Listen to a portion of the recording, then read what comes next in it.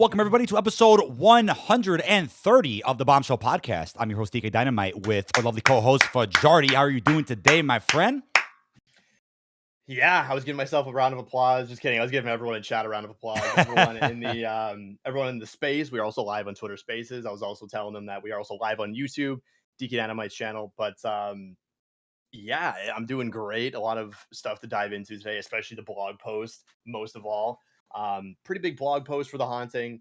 And there's some surprises that we're also gonna dive into and tear into to stay on Halloween theming. But yeah, eventful week. Even some exclusive Black Ops 6 stuff that's sort of gotten commented on the detonated page, which is also cool, which I'm sure we're gonna get into. But because Absolutely.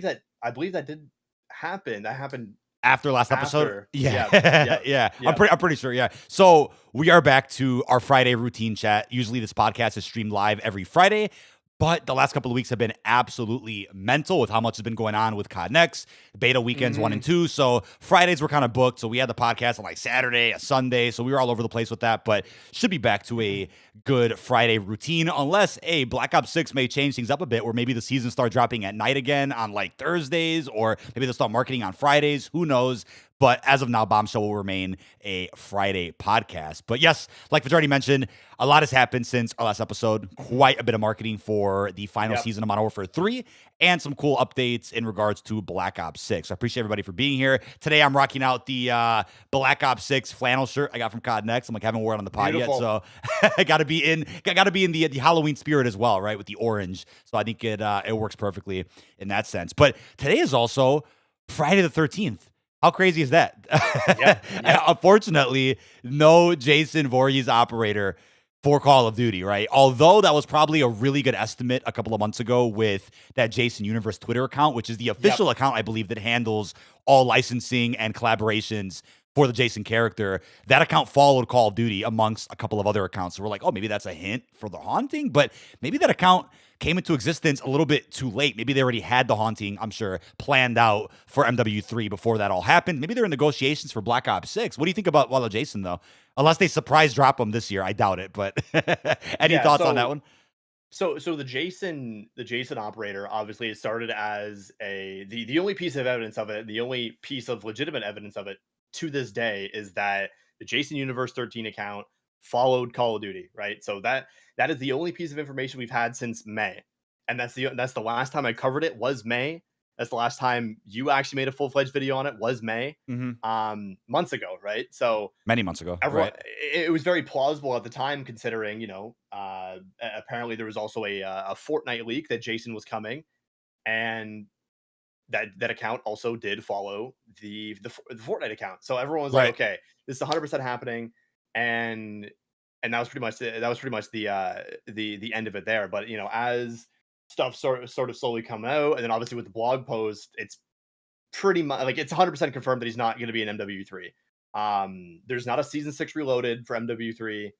That doesn't exist, and the haunting is like the season 6 update or the season 6 reloaded update. But I saw a lot of people saying, like, over the past few weeks, like, it's confirmed leaks and it was planned for MW3, and it's like this never happened.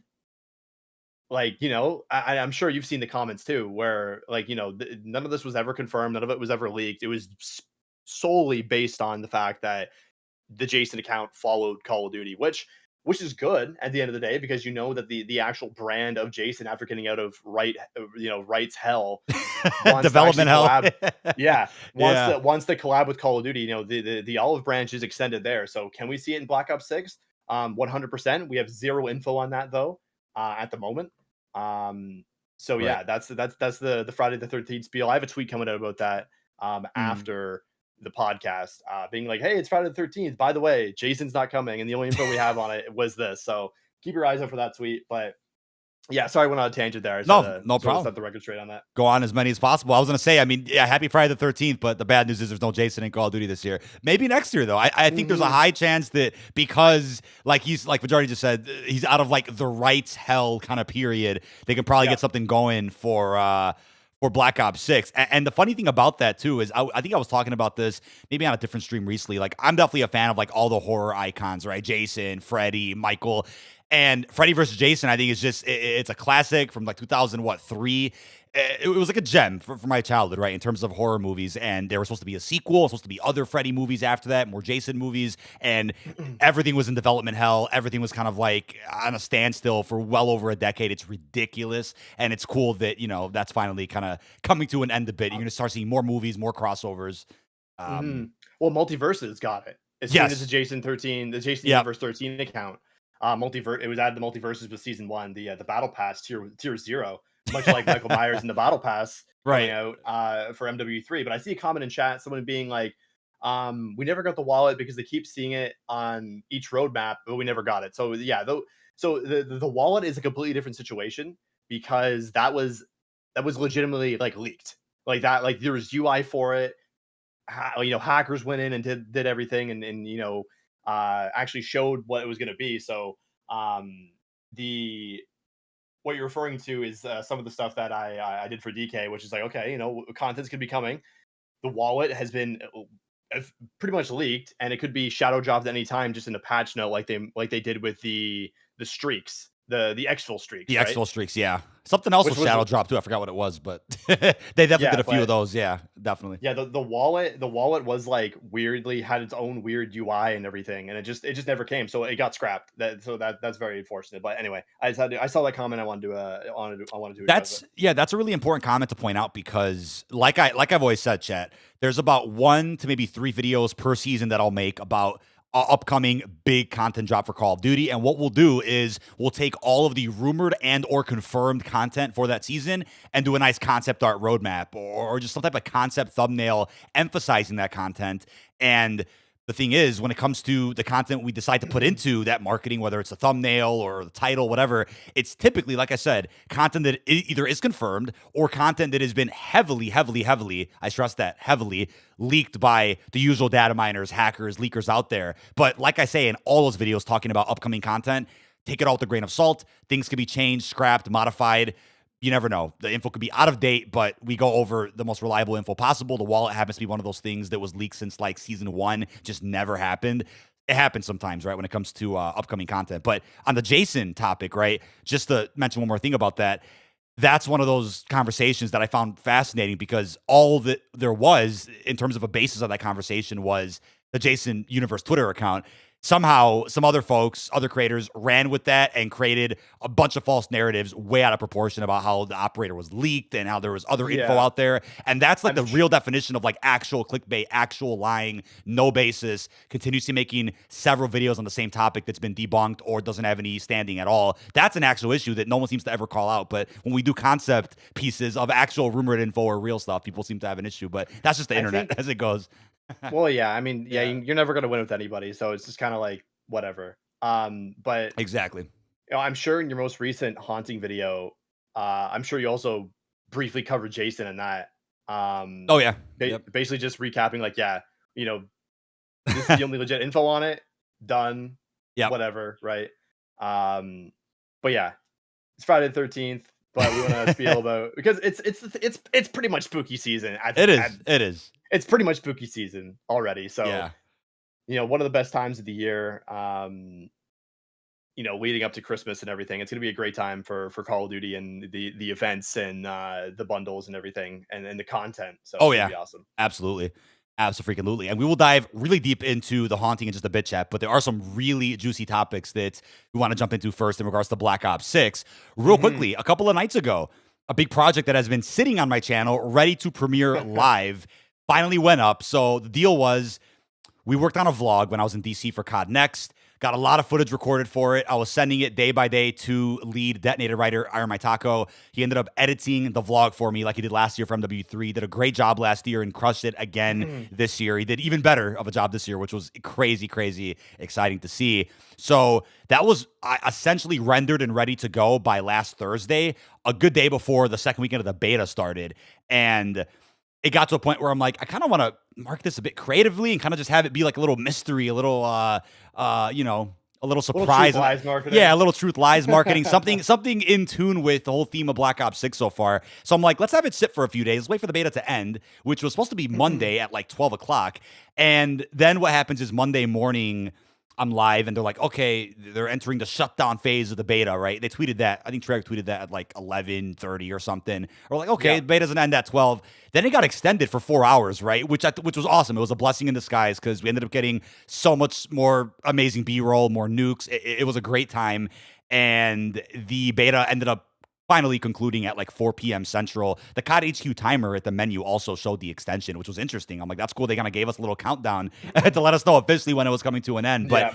that happened. We stayed live a little bit longer, had another video planned. So I'm like, all right, let's push it back till Tuesday. Fine, let's just do that. Then Tuesday, they announced the PS5 Pro. I was going to go live for that, but I'm like, it's not really a big deal, right? Okay. If it was like the PS6, I probably would have. But I'm like, all right, sleep in a little bit. So I wake up, the PS5 Pro gets announced. All of a sudden, Season 6 marketing just starts pouring out from everywhere. Yeah. And I'm like, oh my God, Yeah. there's the key art, there's a trailer, then the Michael roadmap. Myers, like- Yeah, all this stuff started happening. And I'm like, okay, that means today we're getting the full reveal of Season 6. Let me push back the vlog again by another day, because today's or Tuesday at the time was going to be spammed with, all the Season 6 content and coverage. So I'm like, let's push it back. So push it back till, what was it, Wednesday. And Wednesday was, 9/11, unfortunately, a very sad day for the whole world. So I hope they didn't come off as disrespectful to do that. Obviously, like, content didn't stop for just about any channel on this past Wednesday. Obviously, we, shared our respects and talked about it. But, put the video out on this past Wednesday. It was like the only good slot to do it, at least this week. So you guys absolutely crushed it with the support in the live chat. I really appreciate that. Obviously Fajardi's in most of it, so it was a really fun vlog to produce. If you want to say anything about it real quick, the vlog. I'm in, like, I'm recording pretty much all of it. Yeah. So if I'm not on screen, I'm right behind the camera. But I pop up a few times in there. The title actually says featuring Fajardi and all that. I think it's a really cool thing to sort of watch that through and be like, that was like our trip. But that was really cool. I wish we got more stuff with creators. I think it's the only regret. Like on film. Definitely. But we still talked with a lot of people, like, with the cameras off. So I'm not even really really upset about that. But it would have been cool to have some interviews of some content creators, give like that sort of end game crossover moment. But yeah, it was a great vlog. The biggest crossover of all time. Yeah, I think it'll be really cool to do like more of that. Like, I know it's been sort of like on a whim stuff, but like, for example, when you're in the airport and you did like a piece of a commentary when me and you were driving around in the Tesla. I just started recording you, and you just like spit bars, live while driving. Exactly. Yeah, that stuff is really cool, and I think I really want to do something where it's like either live stream or IRL. I know we talked about this before, but I think it'd be really cool for a video to like have like almost like a vlog style video, but finding like the Black Ops 6 promotional items and then making the video pretty much like a news video about the promotional items, but it's kind of like a vlog about, at the same time. I think that'd be cool. I think that'd be really cool. I think that'd open the door opportunity for a lot of fun things. And like even just walking up to random people and being like, "What are you excited for in Black Ops 6?" Like, just fun stuff like that. I'd love to do that one day. I wholeheartedly agree. I mean, and this is what the podcast is for, right? Just spitting out some of these ideas and just kind of giving our thoughts raw, unedited and whatnot. That's such a fun idea that I think we even talked about during Cold War several years ago. Because the live stream thing, the live stream things. I made a video slightly like that where I drove to Walmart to look for those Monkey Bomb charm codes on the Cold War T-shirts, only at Walmart, by the way. And then we had that discussion. I'm like, why don't we do like an IRL stream, hopefully in an area where my phone service doesn't get lost, but in an area where we can like live stream driving to find all the Mountain Dew bottle caps or whatever the case is. That's a really cool content style that you really don't see in the Call of Duty scene, especially like the news scene, right? Kind of where we're at. So I would absolutely love to do some stuff like that. I think there's that. And then there's also, I think, the idea of, having an idea and maybe we're far from home And we're like, hey, let's just take the camera out now and start talking. Like, let's get the thoughts out now on tape Yeah. while we're still driving, so that when I get home, slide that into a video that's either already done or a video that haven't fully finished yet. I really do like that idea, and I'm sure chat wouldn't mind some different style content here and there apart from the usual. But yeah, with all of that, again, chat, the vlog is pinned on the channel. It was marketed as like found footage, which is like the theme that Taco edited the video around, right? Kind of inserting tapes for each day. VHS, yeah, the VHS. I love that style, and it worked perfectly with the marketing. So hopefully you guys check out that vlog if you guys have time. It's about an hour long, covers all 4 days I was in DC, and there's a lot of extra footage in there of the Polaris event, which was an absolute blast, being able to drive one of those vehicles or be the passenger at one of the vehicles that you currently see over in Warzone. Yes, timestamps on that. Days 1 through 4. Yep, days 1 through 4. Oh, I didn't. I guess I never would have. Yeah, I added that in after I switched the marketing to the vlog thumbnail and the correct title and all that. I put the timestamps in afterwards. One of my favorite parts of watching that premiere was seeing, like, for example, when like Dalek would pop up or Kevin Drew would pop up for a split second. Like the chat would be like, Kevin, Dalek. Like, yeah, that way. And it was the same thing for me too. Whenever I popped up, like there was this one shot of me where it's like a rooftop shot. And that shot goes hard, yeah. The rooftop I'm looking off the rooftop, yeah, and like the music, the Cold War soundtrack is like perfectly synced up. Like that was pure aura, bro. Straight aura, straight cinema, yeah. Just music to your ears. I mean, no, it was very well edited too. I sincerely appreciate Taco for putting that together. It was definitely a very long edit.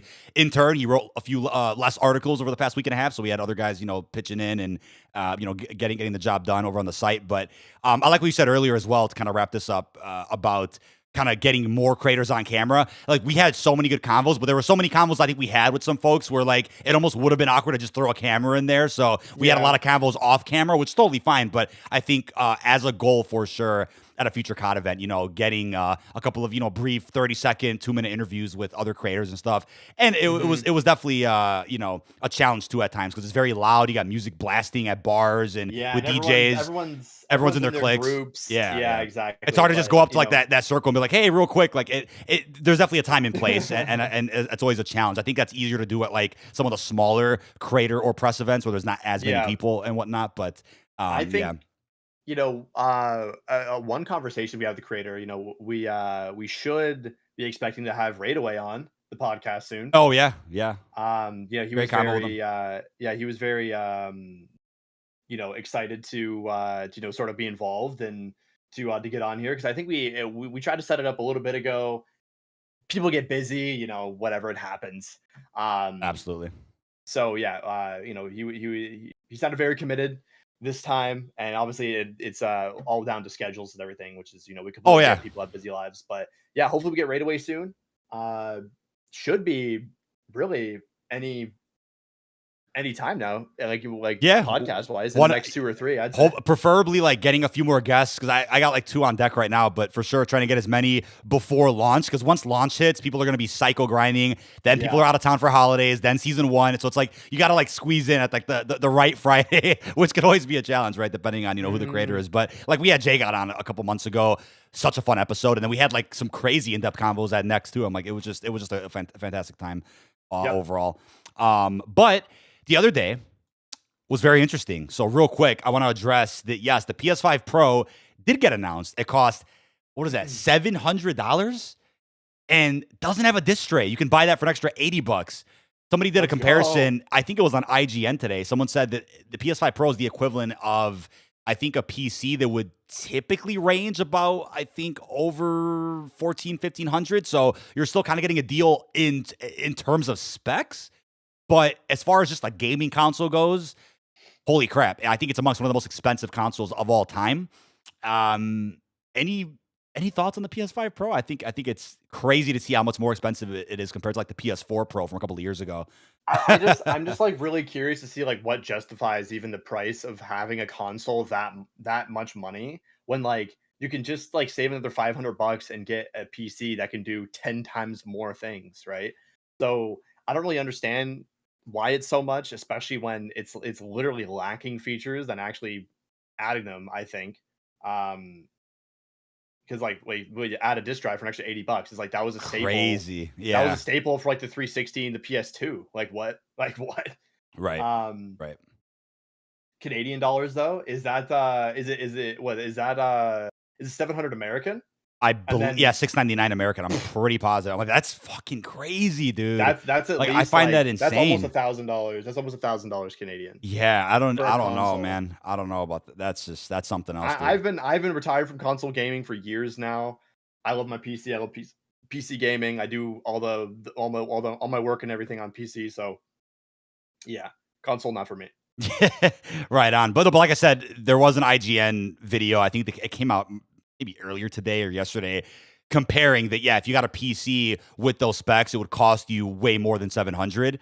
But to your point, right? If you spend a couple $100 more on a PC, you could then upgrade that later. So technically, the better investment will still be the Exactly. PC. But yeah, I found that interesting in terms of like what the console's actually offering. I think for me, it comes down to like exclusives. If PlayStation was consistently, or just if any publisher was coming out with consistent first party exclusives, you're like, oh, hell yeah, I get another console, or a console could run Well, the yeah, it's exclusives like better. But there's not enough games. There's not enough games to even well, yeah, justify it. exactly. You Yeah. see the meme all the time where it's like, notice how they're not promoting games, or notice how he's not playing games at the PlayStation. Where it's like that that's a meme and everything, but that's literally true. There's not too many like PS5 exclusive games to justify getting even a PS5. That's why a lot of people haven't even moved from the PS4. It's like, why? Why would you? All I the think games are still made for PS4. one of the trailers, I think, even showcases Spider-Man PS4 for the PS5 Pro. So it's like you're showcasing a game. Really? Yeah, I think there's like a clip of it. It wasn't Spider-Man 2, it was Spider-Man, the first one, and one of like the highlight reels for the PS5 Pro, Interesting. running the game better or whatnot. I'm like, everyone has their preference. Right? I'm not trying to start a console war. I'm on PC. I don't really care about the console war. I was on PlayStation for just about most of my life. I always had an Xbox. Didn't really play it much. I like the exclusives better on PlayStation, but regardless of any of that, PC's where it's at. Everybody knows it. If you got extra money for PS5 Pro, if you're a collector or a guy that likes every console, then feel free. If you're a guy that's like trying to upgrade to new hardware and it's been 5, 6, 7 years, save for a PC, man. But again, all up to you, depending on what you're gonna play. Totally up to you. Now, something that wasn't playable at COD Next, nor was it playable in the multiplayer beta, was Search and Destroy. And I still have been getting comments the past couple of days like, hey, what's going on with S&D? Why wasn't it in the beta? Is this a bad sign for Black Ops 6 multiplayer? I don't think it's a bad sign at all that No. we didn't get S&D. I know just about most betas for COD have had S&D support. I can't really think of too many betas that didn't. I know MW2 may not have had it, but I know there was Prisoner Rescue, which is round-based. So I didn't really mind it. Yeah, Zombie round-based. I didn't really mind that fact that it didn't have S&D because I was happy to still see Gunfight, which was really impressive. I really had a good time with Gunfight the other day. It was obviously only out for like, a little over a day, and then, you can never play it again until launch. Gunfight only supported, what was it? I believe 2 maps tops in the multiplayer beta. But still, I was like, Really? hey, yeah, it was only on, I believe, Stakeout and Gala? It wasn't on Pit? correct. It was never on Pit, which I Really? thought that was an That's odd choice. interesting. Yeah, It is maybe an odd choice. It's a strike map. right, and maybe is that a sign that Gunfight won't support every strike map? If anything, I feel like strike maps should just be like by default ready for face off, ready for Gunfight. Yeah, exactly. That's what I thought the whole point was. it may just not have been ready for the beta, or so, who knows? Or they just didn't want to again throw too much into the beta as well. Save some for a surprise or. Well, I mean, they did half the maps in the beta. Like half the launch maps. Right. They did 8 in beta, 8 on launch. So that's interesting. Yeah, it was definitely a choice to not have that. But Stakeout played really well. I really enjoyed Stakeout. I can't even imagine how that's going to work on like face-off type playlist on that small ass map. It's that is such a small space, dude. I'm really looking forward to that. We had from talking about Gunfight and everything, the Sandhouse, the mini Nuketown destroyed Nuketown map was apparently renamed just this week to Warhead, which is interesting. Very odd. That is very odd. That is something that I know I mentioned in my video a few days ago. So funny enough, I had a video plan to go over all of the launch multiplayer maps because Treyarch had just provided a little gameplay overview, kind of just a loading screens for all upcoming multiplayer maps that you couldn't actually jump into within the beta. So I'm like, let me make a video compilation about that. And I had the video kind of already done. And I shit you not, I'm about to render it. And Treyarch puts out a tweet with context about the upcoming launch maps. And they actually ordered all the maps in their tweet from largest to smallest. And what you're referring to actually kind of blew my mind because I had the video done. I then re-rendered it with that tweet. I'm like, hey guys, by the way, all the sizes for these maps got shared. Let's take a look at it. I go over that. I re-render the video. And then I go run an errand or something. Because also in the tweet, by the way, I think it's worth pointing out, they confirm every core 6v6 map is about medium size, similar to Raid or Summit. That's confirmation, by the way, for just launch. That doesn't mean that all DLC maps in the future will follow this rule, but for launch at least, that's on average the size of every 6v6 multiplayer map. So they order all the maps from greatest to least as far as size goes. And weirdly enough, Sandhouse is in there. And this also, by the way, confirms that Sandhouse is a strike map. This is something that I've been confused about for a while because at the Treyarch event I was at in June, they showed us like on a slideshow all the multiplayer maps. And when they got to the strike section, you can clearly see that Nuketown was like a little blurry. It said redacted on it. We're like, oh, that's Nuketown, right? And it said it was a strike map. And it wasn't really, I think, clarified all that much until just recently that, yeah, it is a strike map, which I guess means at launch, we're going to be playing a smaller Nuketown. It is not a normal 6v6 map by any means. It's a map that's built for face-off and gunfight. It's like a piece of Nuketown covered in sand, which, does that open the door to like a regular Nuketown, you think, being added in Season 1? Or do you think that's the Nuketown we get for Black Ops 6 and that's it? We move on. What would you say about we can go back to the COD Next broadcast where I believe it was Matt Scrons that said on the panel, like during the opening, like near the start of the COD Next panel, for multiplayer, he said that there's I'm paraphrasing, but like something along the lines of that there's some maps that wouldn't be a Black Ops game without or with. Like, did I say that right? There's some maps that, yeah, that works. That works. Yeah, it works. Well, yeah, there's some maps that are just in Black Ops games. Like those are Black Ops maps. It wouldn't be a Black Ops game without it. There we go. That's it. I'm pretty sure I said it right the first time. No, you're good. You're good. Which to me, that's Nuketown. Like that's. For sure. Like Nuketown has been in every single Black Ops title. And I think a lot of people right now that it's like, oh, this is our Nuketown. Oh, what the heck? No, it's not. It's not because it's a strike map, one. It's not called Nuketown. And it's surely inspired by Nuketown, obviously. We've seen the fly through. It's like a sandy sort of like, what the initial description of it said when creators saw it at the Treyarch event. But yeah, I think we're gonna get close to the launch and they'll be like, oh yeah, hey, by the way, 2 weeks, 1 week after launch, you're gonna get your 90s themed Nuketown before Season 1. Just to get that out of the way, because this is like Treyarch is great when it comes to this. That it's like, okay, we know you want your Nuketown, but we're not gonna like fill it on a spot on a roadmap and make you wait till Season 1. It's like, yeah, like we're just gonna give you it. They did it. They did it with Cold War. Like, okay, yeah, we'll just give you it. And then Season 1 came around. You had Raid. You had the Pines. A lot of peak there. But yeah, Cold War's first season was great. Yeah, I genuinely believe they're just gonna get it out of the way as soon as possible before Season 1.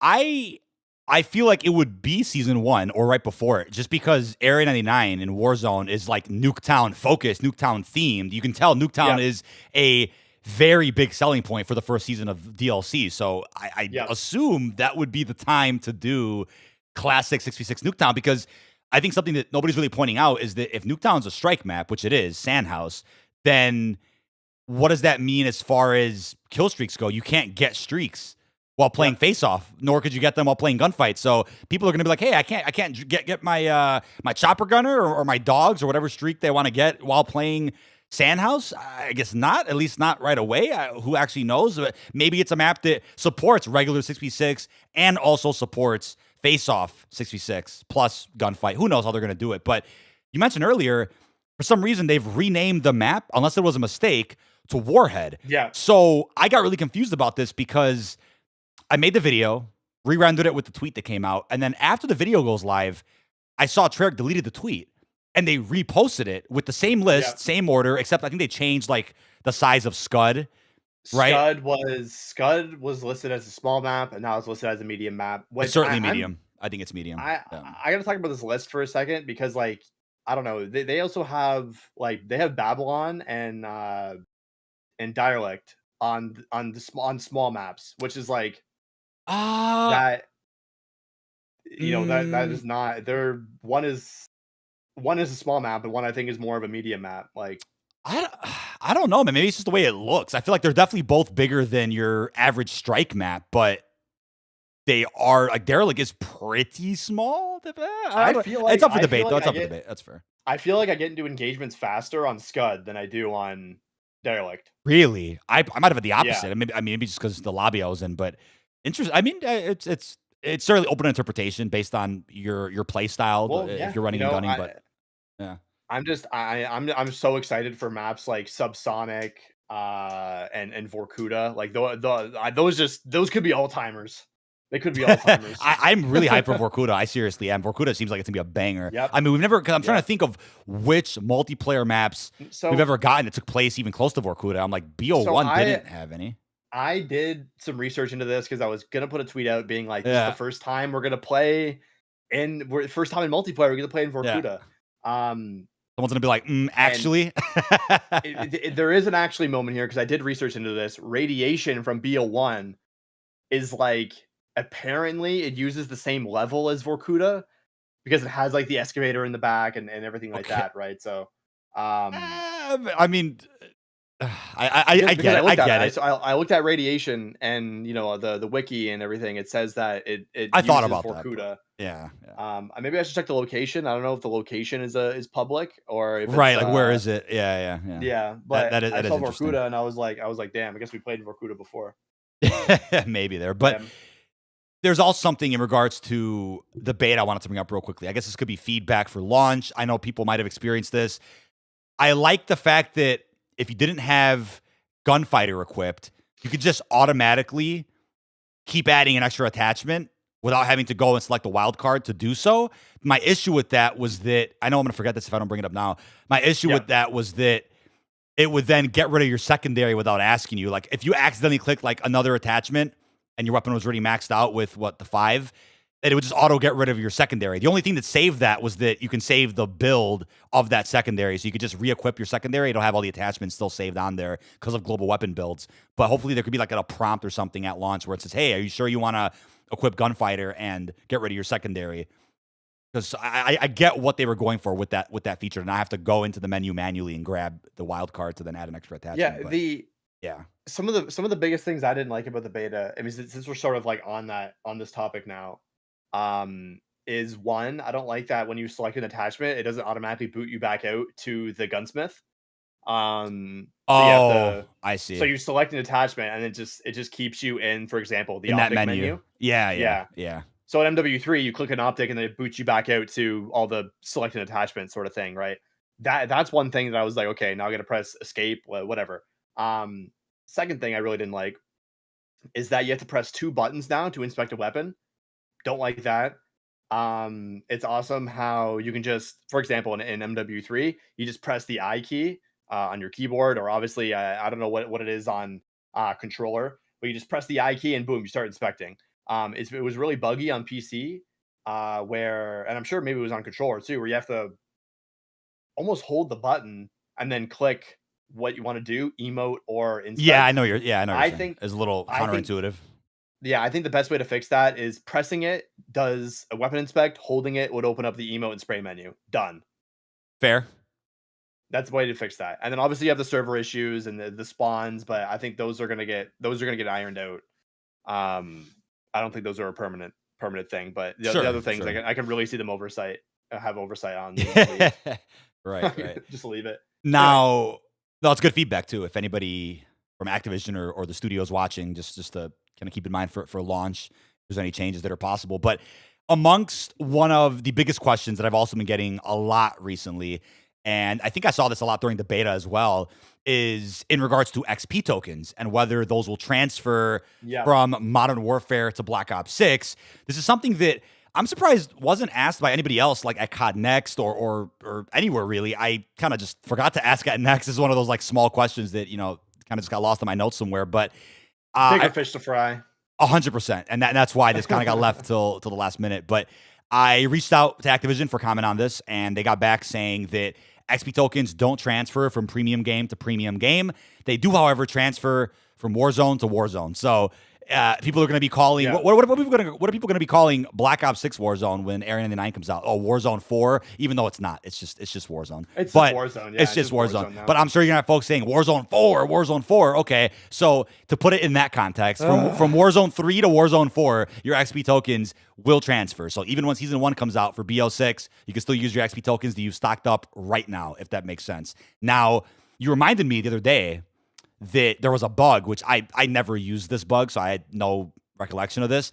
Apparently, in the Warzone 1 era, you were able to pop XP tokens in Modern Warfare 19 or in Cold War, and they also worked in Warzone or vice versa. There was some bug to do with that. I'm not familiar with it. If you want to mention anything about that, I think it was you that brought it up to me a few days ago. Yeah, it was. Yeah. So we were talking about the XP stuff, and there were some people that I've seen some comments and some threads on it. People being like, "Oh, it doesn't really matter if they carry over or not, because you could just pop it in Warzone and then just hop back over to the game, and it might not show it's on, but it does work." Interesting. Well, apparently that was like a strat back in the day. Maybe it got fixed later on, but I know some people were doing that, and to my understanding, that would be even easier with COD HQ once it fully integrates with Black Ops 6, because like you're just in the main menu, click Warzone, pop token, press escape, go into BO6, and then you have a token. Right. So right. yeah, I put the tweet about that today. A lot of people upset about it, but I think that that was happening with every single Call of Duty in Warzone 1. Like, none of the tokens carried forward. That never happened. Exactly. So I also found it interesting. Like some of the replies to this were like, "Oh, well, this means that the prestige or the race to master prestige at launch is just based on who has more XP tokens." And I'm like, wouldn't that be the case if they did allow? Anyway? Well, yeah, that's what I'm saying. Wouldn't that be the case if they did allow tokens to transfer? Because now what people are arguing is, oh, you have to just stack up on those monster cans to get the XP tokens. And I'm like, that I think will be harder for people to do on average than people that just stock, and more money versus people that kind of stocked up on all the Modern Warfare XP tokens and saved them for BO6.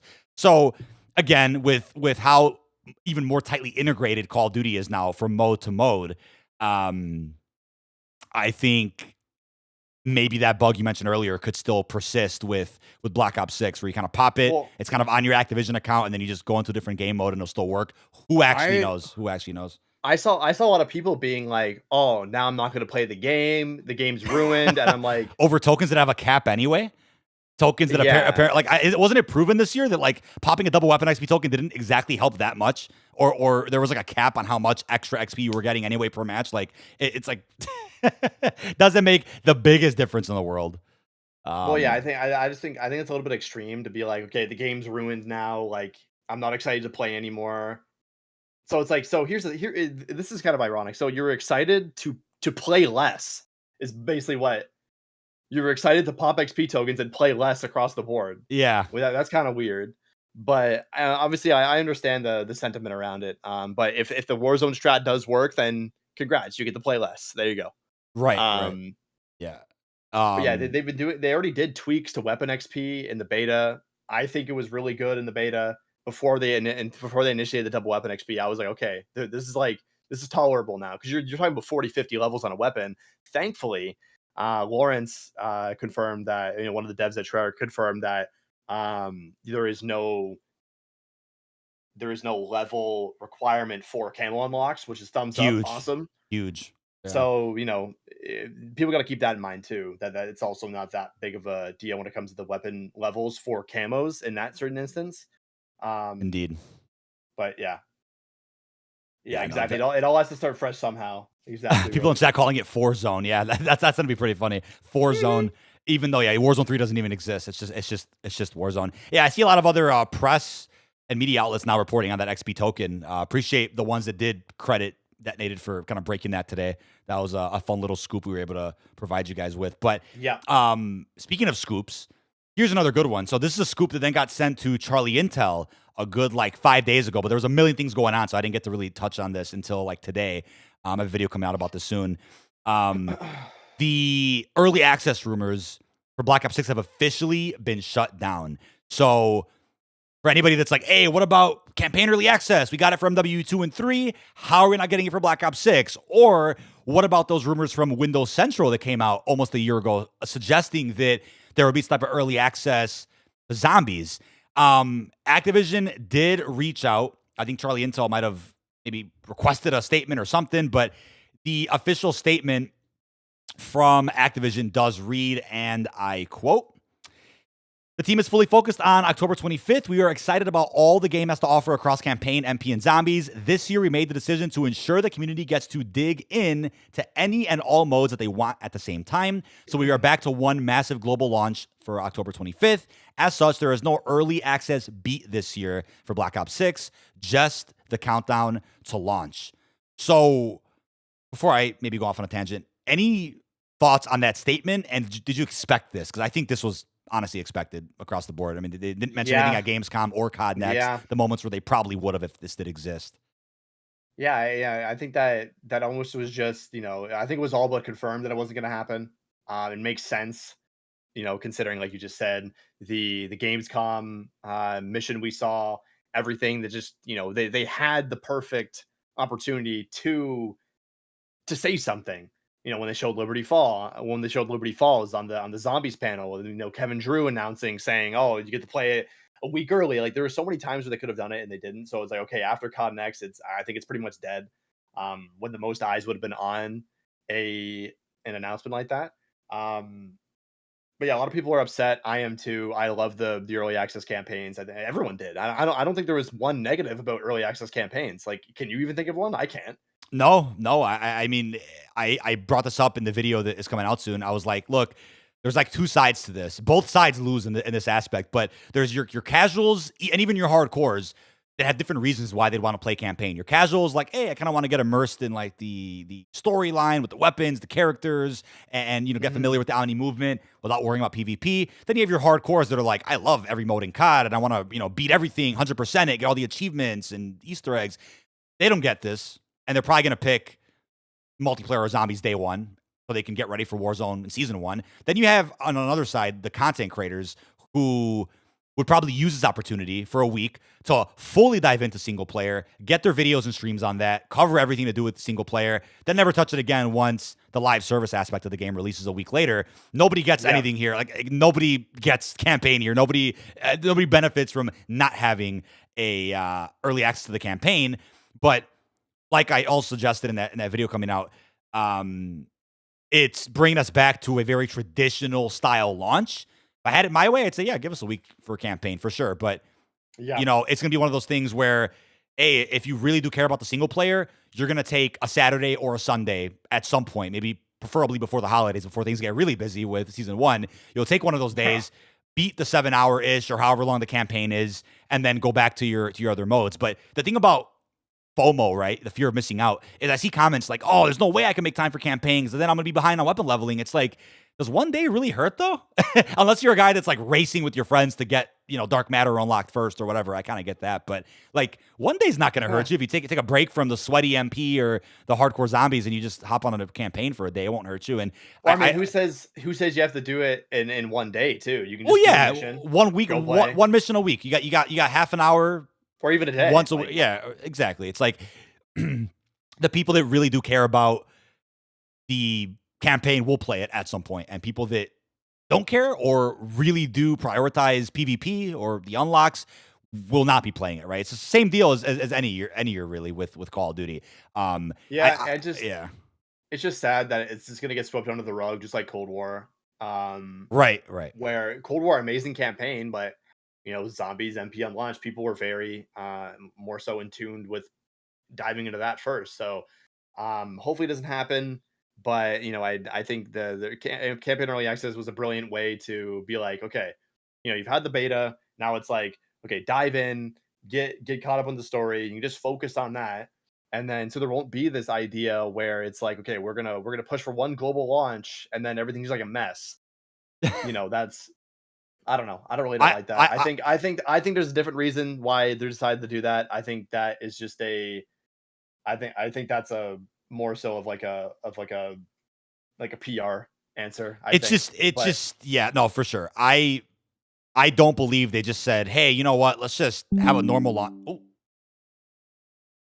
Windows What security. happened? When Windows security had a pop, it was like doo-doo in my ears. I'm Oh like, my God. I don't know if stream heard that or not. It scared the crap out of me. I hate every sound to do with Windows. It just terrifies me. Yeah. Same. PTSD of like stream crash, internet's out, F you, and like yeah, no. Anyway, where I was going with this, I definitely don't think people higher up at Activision sat down and were like, hey, let's just have a normal launch this year.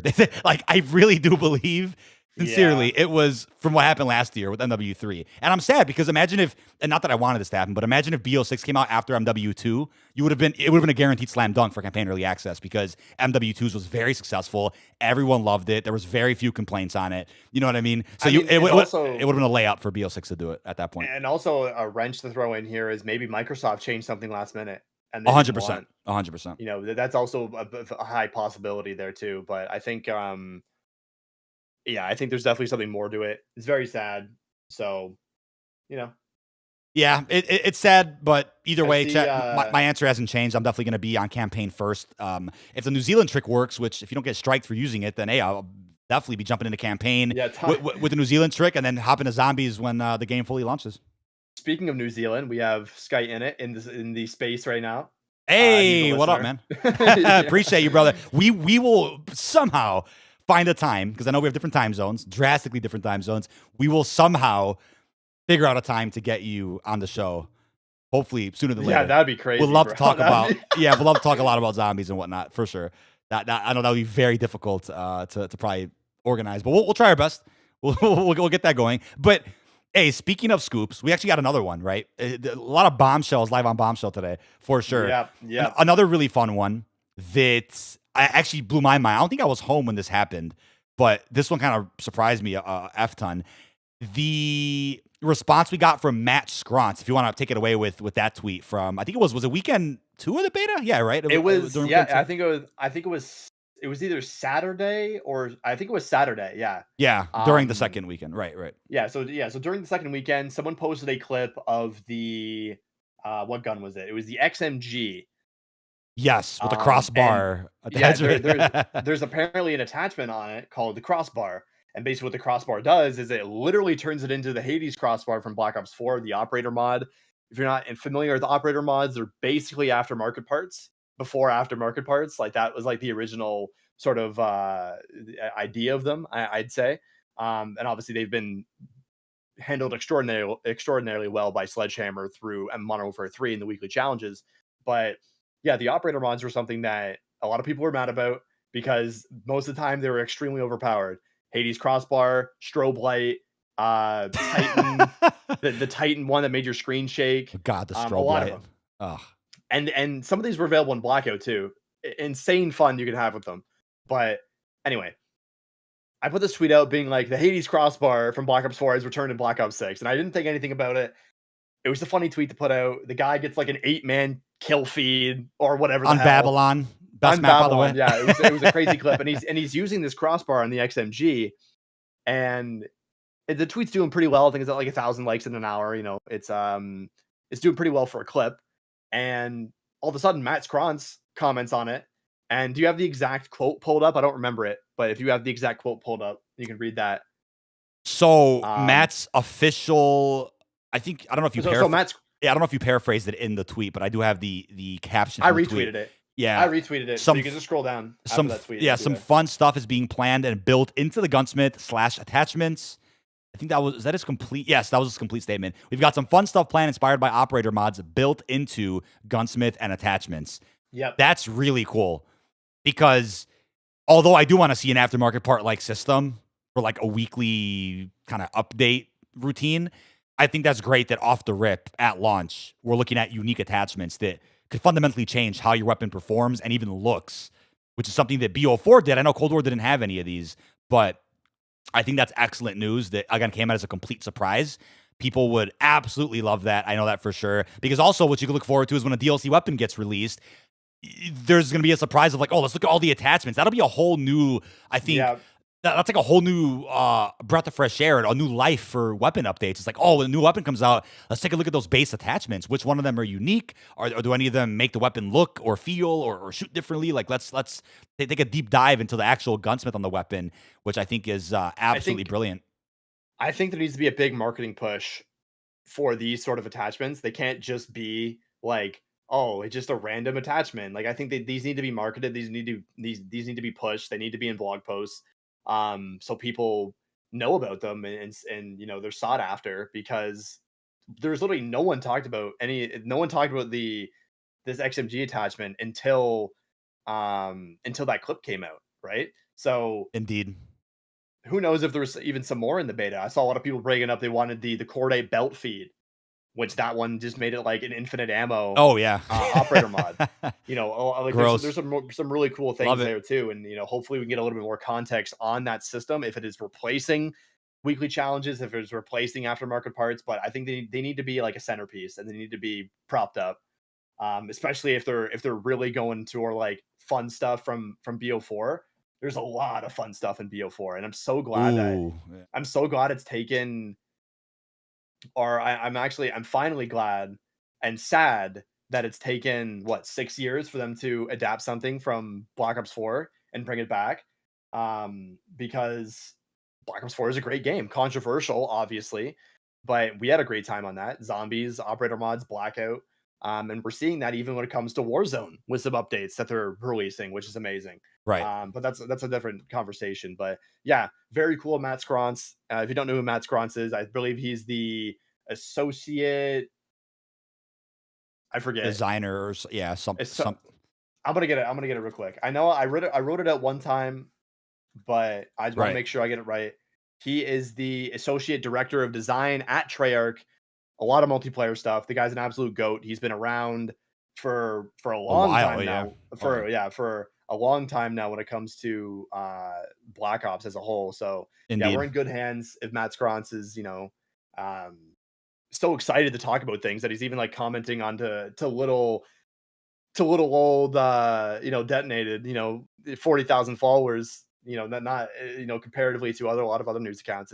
It's a spec, but I'm glad he chose to um sort of reveal that on our post, and not a lot of people really talked about that at all. I put out a tweet individually after, and a lot of people were hyped for it, but not a lot of people were covering that at all, which is a big thing. I think his tweet got like 1,000 likes under our post. Like it was crazy. Yeah, no, that's massive. That's massive. I know, That's and no definitely one else covered it. that's a graceful and appreciated ratio if that's what it was. I mean, absolutely No, love no, stuff no, like no, that. no, no. I think the clip got like 9,000 likes or something. But Oh shit. Oh yeah, no, that's still. I mean, really, really appreciate the response there, man. Like always.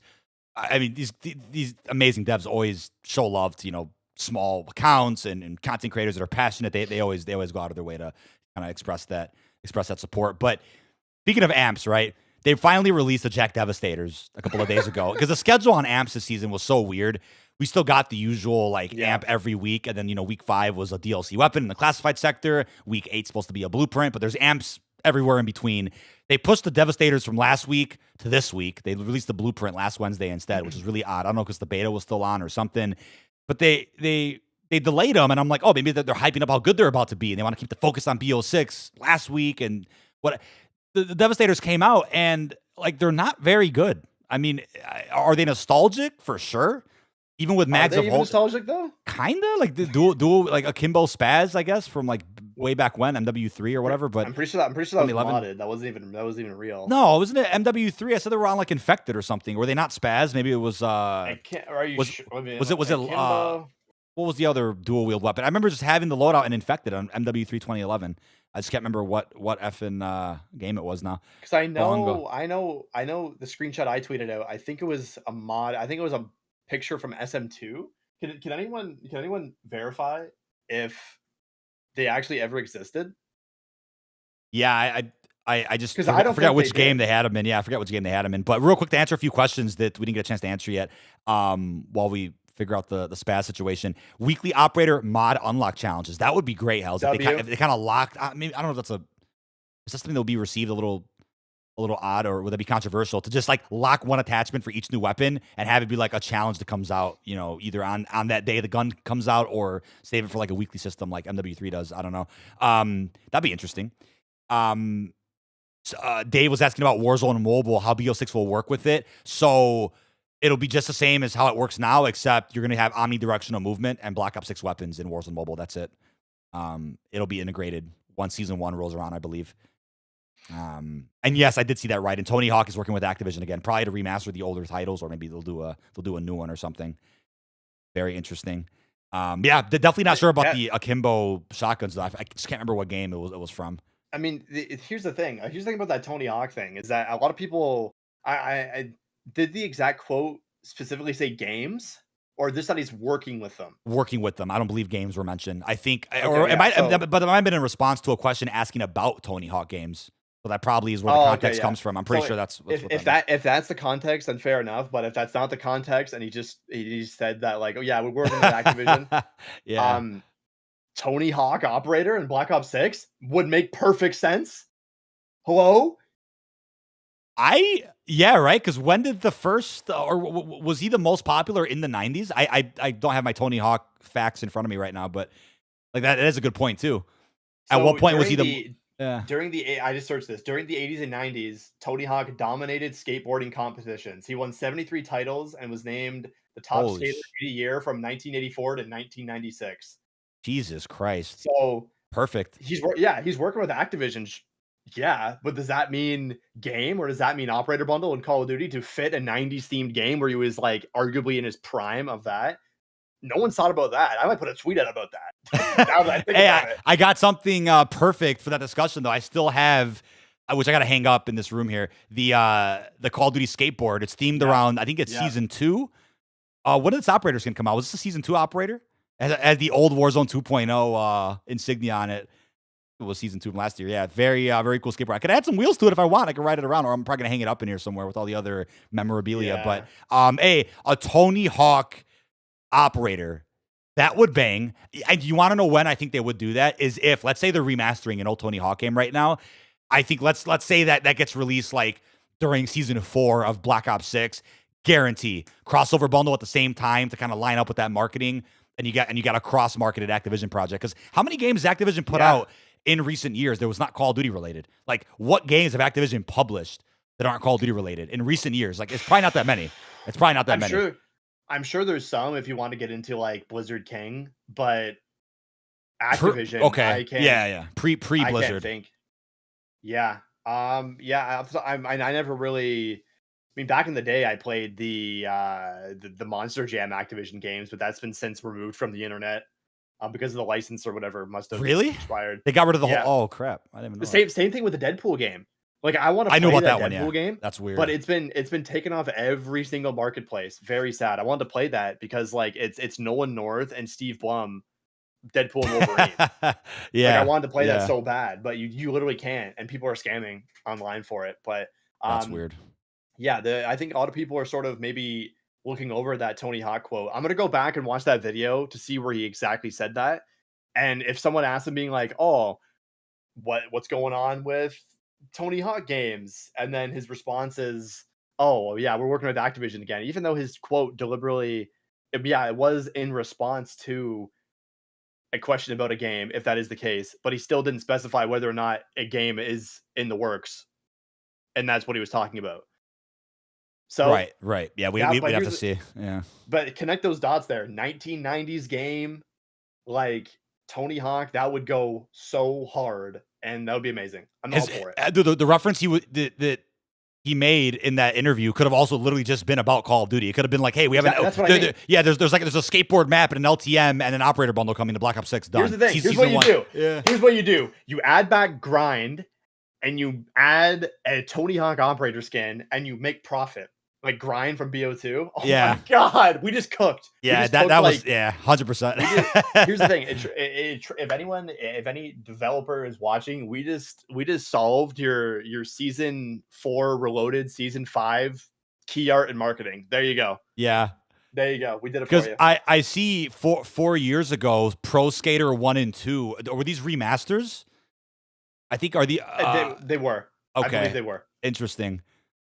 So like in the past couple of years, like these games have gotten some love, so it's not out of the question to be like, hey, they could remaster some other ones or make some new ones. I for sure would want to see that. I used to play these, man, way back then when I was young as hell, playing these games, dude. That was sadly before my time with those games, but I still know who Tony Hawk is. He's still he's still like active today, doing skateboard stuff. So These were You know, remakes like on the level of Resident Evil.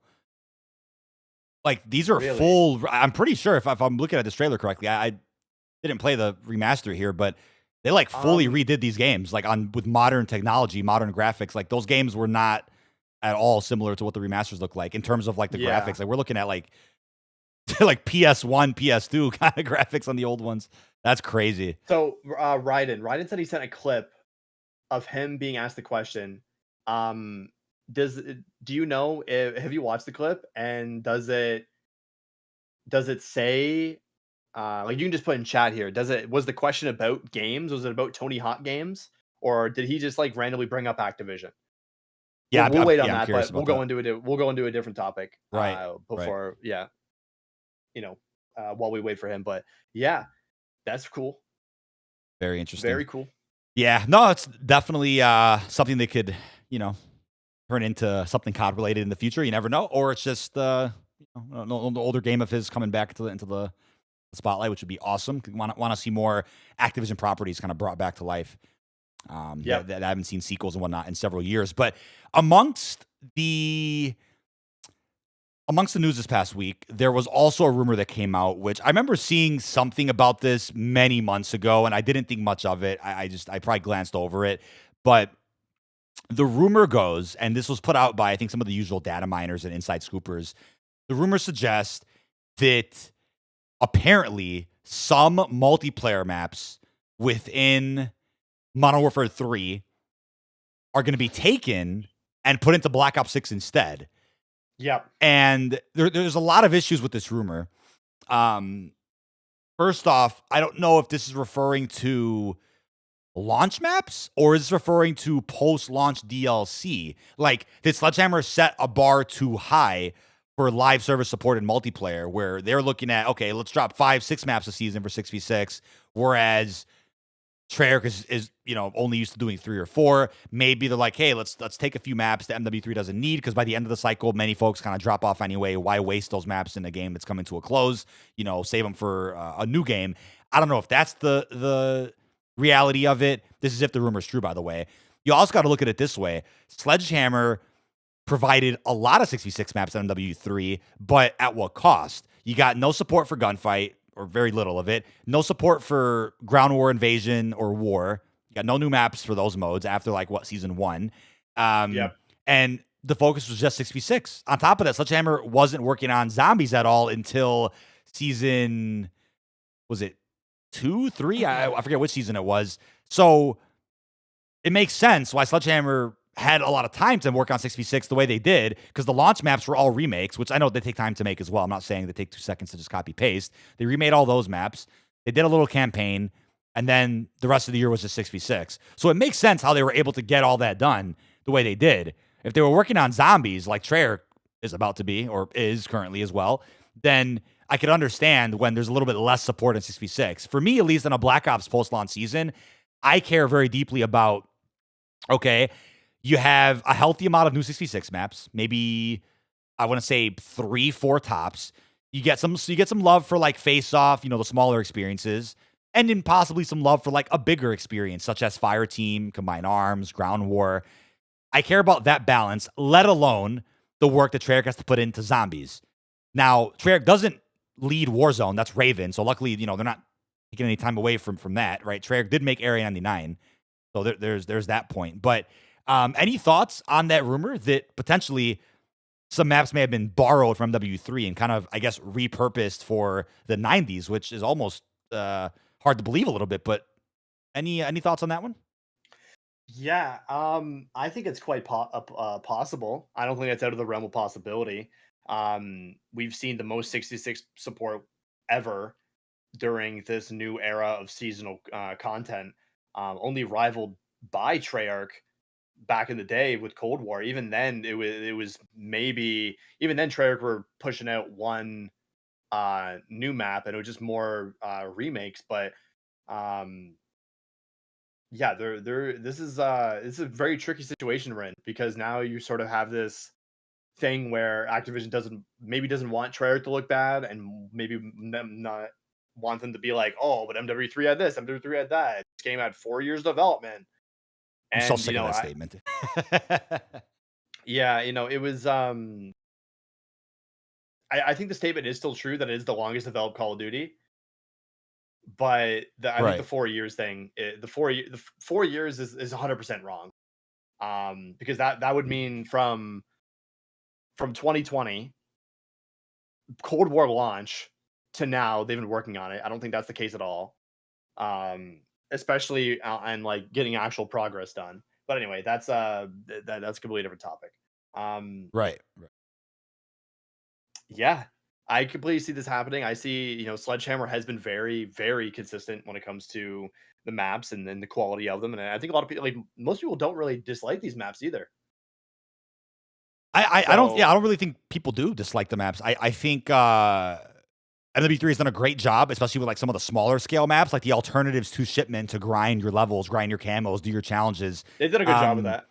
Yeah, and Revive put this in chat. He said, I generally think that's what happened. Sledgehammer set the bar too high, and Activision doesn't want Treyarch to look bad if Sledgehammer put out more maps than they could. Well, yeah, there's that, but Yeah, I also think, like I said earlier, to kind of build on what you said, there's also going to be a very apparent point throughout BO6's cycle, which is that Treyarch isn't just going to work on 6v6. And I know people might have their preferences, but I want to see love for not just 6v6. What about Face Off? What about Fire Team? What about Zombies? Even if it's just an LTM before a new round-based map comes out. What about, I don't know, something in Warzone they team up with Raven for? Like, Sledgehammer didn't have to worry about anything besides campaign and multiplayer. And then I know Zombies a little bit later, but they had more time to put in. But I do agree with what you're saying, right? It's like they don't want to have it to, look like, hey, Black Ops 6 is just going to get 2-3 new maps this season instead of what could be 4 or 5. Yeah, if they just borrow a map or two from like season 5, season 6 of MW3. I forgot what I was going to say. Oh, was it? I forgot. In regards to maps? Yeah, it was something to do with that. Well, that sucks. It'll probably hit you again. The comment here from Hells is funny. 5 shipments at launch is the most MWA to end their cycle. Well, Yeah. I said this the other day too. I was like, look, when you take a look at the roadmap, obviously on the multiplayer front. Oh, I remembered. Oh, go ahead. Go ahead. Yeah, I was gonna say that Treyarch's been kind of a support studio these past few years with ranked, with zombies. Like, you know what? Put Sledgehammer on some 6v6 90s content for BO6 and just like grind out for that.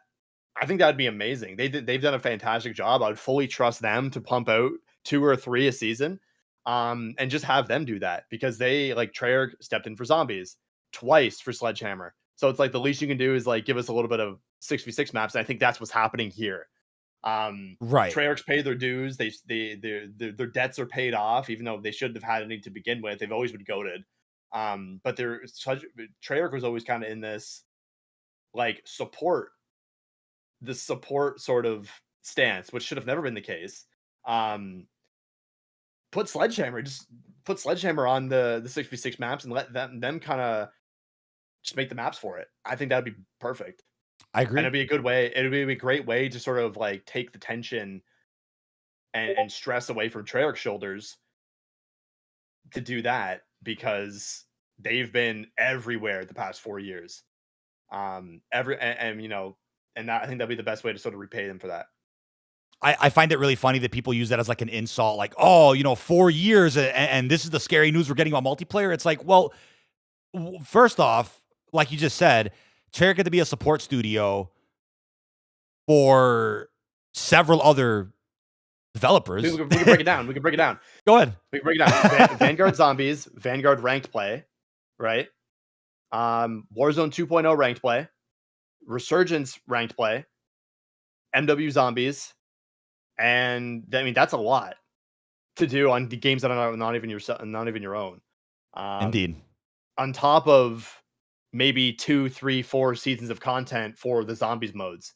Granted, it wasn't a lot, but that's still some stuff that they did. Right. But yeah, they've been all over the place. They need a break. Sledgehammer did a fantastic job. Stick them on it just for a little bit, while Treyarch can stock up some maps for maybe season 3 or 4, and then just have like just go crazy for the first few seasons. Right. But, yeah. And that's what I was gonna also say. It's like there's so many folks right now that are like, oh, I'm so sick of MW3. I'm ready for Black Ops 6. Like, okay, if that's the case, then why do you care so much that maps might have been taken from MW3 for Black Ops 6? If you're not going to play the game anyway, what is the difference then if they repurpose them, reskin them with Well, the 90s theme and just throw them in yeah, a game that's more up to date, which is going to be Black Ops 6? Like, what does it matter then? Yeah. That's what I was gonna say, because like I think people hear this and they're like, "Oh, we're gonna have like just maps that look like MW3 and Black Ops 6." No, that wouldn't be the case. No, it's not going to. That would never be the case. I know we've been talking about if it's gonna be launch or post launch, but there's some maps in the launch in the launch in the what am I trying to say? The launch The window? launch roster, Oh, yeah. of maps that don't really look like they fit. Like, for example, red card. Like, red card is like the red flag for me. Like, that one's like, we haven't really seen that in any location across the campaign gameplay, the trailers. That one looks off to me. Now, not saying it is confirmed that it is brought from the W3, but I'm sure you can agree that one looks a little bit out of place as well. So I know I brought up to you off stream. I also brought Lowtown up. I was like, Lowtown also looked completely out of out of place, but that one could be an Avalon. But then it goes to the question, like, yeah, they may have taken maps and then just put them into something else and reskin them. So we'll never know. To be honest, we'll never know. Of What course, maps are yeah, of course. sledgehammers? Right. we'll, Yeah. we'll never know. And But that's my theory. That's my theory. yeah. And that's the thing too. Like, I know someone's gonna be like, "Oh, you're a shill for not caring." It's like, I really don't care. Like, I played everything MW3 had to offer. I played it. I covered it. I enjoyed it. I really appreciated MW3 for what it was and for what it has been and for what it still is. But Yeah. if they take a map or two off of, or even several off of season 5, season 6, like I said, that's fine, because I feel like season 5, for the most part, if you played on W3 all year, is probably most people's least played season, because you had the beta, you had so many other things going on, and it's, and the summer, going back to school. And then season 6 is pretty much just the haunting, right? People are just on Warzone for the main haunting content. So it doesn't really matter to be like, hey, a couple of extra 6v6 maps. Oh, we just repurposed them and threw them in a different game. Like, does it? If they did this at, like, let's say season 1 and 2 offered a whole bunch of maps, which they did with MW3, and then all of a sudden support just dropped the F off. But after season 2, then I could be like, oh, that kind of sucks. But it's like, at this point in the cycle, I don't mind it. And like you said beautifully, Treyarch's been a support studio for all these years, for all these other studios. It doesn't matter and shouldn't matter that now other devs help Treyarch out where they can to really help Black Ops 6 raise that bar even more for the entire franchise. Let's see that. No issue with that at all. Yep. That's what I'll leave it at. Yep. But put Treyarch, like, give Treyarch some, take some shit off Treyarch's plate, man. God. yeah, right.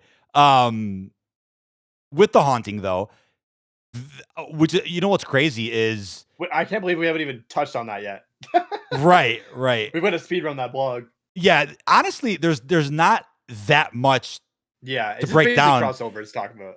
Yeah, I do want to start though, because we're on topic of maps. How there's 5 shipment variants. Yeah, I know Hell said it earlier. It's like it's such a Modern Warfare thing to do. It's like the way to end the Modern Warfare cycle. But right, and I know someone's probably gonna. I'm sure we'll see this comment soon. Like, oh, because Treyarch had to steal maps from MW3, this is why there's so many shipments. It's like, dude, what map were you probably gonna play the most anyway to level up the new guns and get the camos? It's probably, you just want to play shipment, so just fucking enjoy shipment. We're not going to see shipment again for at least minimum 2 years. We might be getting 2 Black Ops games in a row, according to rumors. So in that case, Nuketown or Babylon will be your shipment. Which I'm for a little while. With. I'm totally fine with it. I'm tired of shipment, man. I mean, nothing against shipment. Of course, I use it all the time too. But it's like, you had it in MW19, you got it in Vanguard, MW2, 3, all the weather variants, and now do 10 shipments in season 6. Fine, dude, we'll take it. They got 5, they got 6 of them. Might as well do 10. Like, I'm cool with it. To say that's the last update for shipment for a while, do it. See, obviously, I'm kind of with the crowd that's like, okay, like 5 variants of shipment, like, that's kind of absurd. But another part of me is like, think about the variants that MW3 is leaving off with. Sunny shipment, which has been asked for the past 2 years since MW 2019, or since MW2. This pretty much the same layout of shipment, except it's just in the daytime. People have been asking for that for 2 years, and we're finally getting it. So I think that's a thumbs up. I think that's a dub. The other ones, the other ones are sort of like, let's just have fun. The stay high shipment, cool. The Bitment, that should have been last season. Um, That is odd. and then the Yeah. stay high one should have been when season 4 or season 3 or whatever the season was with Get Higher.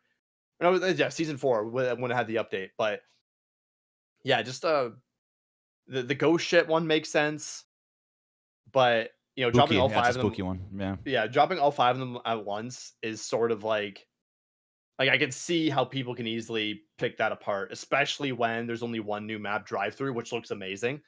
Um, There's but also Mad Cow, that meat reskin. Yeah. Mad Cow is also a reskin, and then you have Shipment Island and Rebirth Island.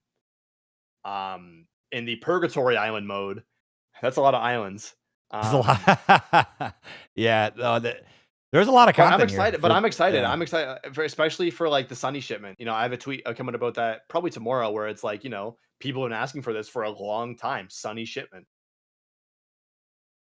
If you're a guy that likes small maps, there's a lot of content here for you, shipment wise. I think that it's gonna do it for you in season 6. You're gonna get a lot of content unlocked and grinded through a lot faster because of this alone. I'm sure there'll be a shipment mosh pit in season 6, and then whichever ends up being the most successful and popular shipment, they'll probably keep in permanently as like the MW3 shipment, or leave them all in, or leave them all in. That's what I mean. At this point, what you already made shipment. You already had the original shipment. Well, you're gonna have 7 variants of shipment. Just make a shipment mosh pit, and that would be like the best Fuck thing it. ever. Yeah, at that point, I never play Shoot House. By the way, I'm done with Shoot House. I've enjoyed it, but there's so many I good forgot alternatives. shipment arena. I forgot shipment arena. I think it's actually kind of funny that every variant of shipment added pretty much corresponds to a season we've had already, which Fair. is cool. I Yeah, think it's that's fair. cool. Definitely. Because the arena one's like season 1, and then like I guess you could say the ghost ship could be season 2 because that was like zombie themed. And then Stay High would be 3, 4. I don't know. It doesn't really make sense, but they're sort of related. Yeah, no, it's fair. I mean, as far as modes go, you get Horde Point. We saw that in season Cool. 2. That's Cool. fun. Mutation. That was in for a couple weeks here and there. I think they brought it back recently too for like a week. Really? And yeah, it was in season 5 or season 4. I can't remember when, but you had that. Infected, it's a given. When do we not get infected? Arcade, that was definitely in like very recently. That's kind of a mode that kind of just gets rotated in and out here and there. But yeah, I almost forgot. I'm like, yeah, the new maps technically, right? Mad Cow's a reskin of Meat. Yep. Very, very cool looking. Looks like cool. I almost didn't recognize it in the initial trailer for the Haunting. Which, by the way, that like I said earlier in the episode, that really took us by surprise on Tuesday because usually, I mean, we've seen it before. Where like on a Tuesday, you'll get the key art, you get an announcement, a crossover confirm, and then Wednesday, a week before the actual start of the new season, you'll get your blog post roadmap. They did everything on Tuesday, probably because of the significance of 9/11 on Wednesday. They didn't want to do any marketing or anything. Yeah, and delay it, and delay till Thursday. Yeah, let's get it out. Right, and plus, as of this weekend, the World Series of Warzone's going on too, so they probably wanted to make sure that there's plenty of even spotlight for everything. But the trailer's very well done. I almost didn't recognize Mad Cow in the trailer. That's how good it looks. Yeah, like there's like water flooring on all of it. Very cool. Yeah, there's a big flood going on across the board. And then the new multiplayer map, what is it? Drive-through. I'm so happy it's not like a limited time map or something. I think that looks excellent. The map looks really damn sick. I'm really excited about Drive-through. I'm not sure how big it is. I'm sure they'll drop like the TAC map overview in the next couple of days. But yeah, the trailer they dropped today just kind of focuses and emphasizes the 66 offering. Do they show shipment in this trailer, or is it just Mad Cow and Drive-through? They showed shipment. Yeah, they showed shipment. Okay, that's pretty cool. Yeah, no, I think they showed Ghost Ship though. They only showed Ghost Ship. Right, and I also find it cool too. Like the theme of the Halloween update, so to speak, is not just spooky season or crossovers. Like it has like this horror film kind of vibe, which ties into Black Cell that we'll get into in a second. But is this the first time that a post-launch map has gotten a variant within the same cycle with Meat? A post-launch map. Yeah, honestly, it feels like that's the case. Yeah, because Meat was season 1, and then they made a variant of it in season 6. So unless I'm forgetting. Yeah, I can't think Some of. MW2 ones. Let me search Mm, MW2 The Haunting. yeah, MW2 Haunting was Embassy and El Asilo, right? Yeah, those are Those launch. are launch maps. Those weren't like DLC maps or anything. Yeah, no, that's probably Maybe true. I mean, if you want to count Spooktown and Nuketown 84, that technically counts Because yeah, because it 'cause it was wasn't released launch. like yeah. Yeah. So if you want to say that, sure, go ahead. But I think it's a cool thing to bring up. But No, anyway, that's cool. But hey, the operators, right? This is the moment of truth, right? yep, yep. Are these crossover operators better than the ones that we got in Modern Warfare 2 last year? Honest thoughts. Um, Think for about for me yeah. personally, yeah.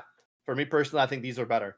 Um, they're characters that I'm more in tune with and know and have known. Um, I that's not saying that the other characters were bad last year. I think that haunting was also very good. You had Ash Williams, Spawn, Lilith, and Anarius from Diablo 4, Mm, and right. who was the last one? I forget. Skeletor is also Skeletor, also a good yeah. one, and Alucard. They Um, also had yeah, the Doom shotgun. Or I'm yeah, but sorry, that's an the weapon operator. bundle. But Yeah, it was an operator, but as far as I think licensed collaborations went, yeah, last year. I think for me, the ones I found the coolest was probably Skeletor. I think that's like a one in the left field that is pretty cool. Um, but this year it's like I think it blows it out of the water. I think, which is insane because I thought it blew it out of the water. It blew Cold War out of the water operator wise Oh yeah, yeah. in from Cold War. I love seeing the progression, like each haunting better than the last. I love seeing that alone. We had a full spawn theme battle pass last year for MW2 season 6. This year we don't quite have a full Michael Myers theme battle pass, but he is the instant reward when you pick up any version Yeah, of the battle pass. And then there are some Michael Myers themed blueprints, I think, sprinkled in, and some other spooky themed operator skins that are again themed around a 90s horror film, which I think is excellent. Michael looks great. Hasn't been in COD since what, Ghosts. 2013 COD Ghost, right? The what was the Yep. map called? Oh, what was the map called in multiplayer? I can't remember it. I know the map pack was called Onslaught, funny enough. Fog? Fog? I think the map was called Fog. I'm That trying I think it I, was, yeah. I'm thinking of my 13-year-old self when I was sitting on the PS4 when that first came out and playing COD Ghost, playing as Michael Myers. That was fucking awesome. Um, I didn't start getting DLC packs like season pass wise until probably AW. So yeah, no, the other instant offering is a skin for Farah. She is again the season 6 focus, which we saw in Modern Warfare 19, which was kind of cool. And then there's a new operator called Slamfire at Sector 11, themed around again, kind of like the jock with the varsity yeah, jacket yeah. in a horror film. Pretty cool. But I'll tell you the biggest surprise, honestly, almost bigger than Michael Myers, is the fucking alone operator from Black Cell. Because when the trailer came out for The Haunting on Tuesday, I was like, hold on a second. That three-headed ghost, that monster kind of looks like the amalgam from Black Ops 6 Zombies, right? Kind of looks like that a little Yeah. bit. I'm like, oh, that's for sure a boss. If anything, they probably reuses like the animations or something from BO6, but that's for sure a boss in The Haunting. No, that is a Black Cell operator, brother. That is I know Yep. people in my chat were pointing out, oh, there's the Black Cell patch on his vest. I'm like, oh, that's probably just a reference or something. There's no way he's playable. And then within an hour, like, oh, he's playable. Yeah. Wow. That might be the coolest Black Cell operator to date. I Holy think crap. I think it's I'm excited to sort of look at this model when it comes out because a lot of people on Twitter were seeing like one of the arms has Soap's tattoo on it.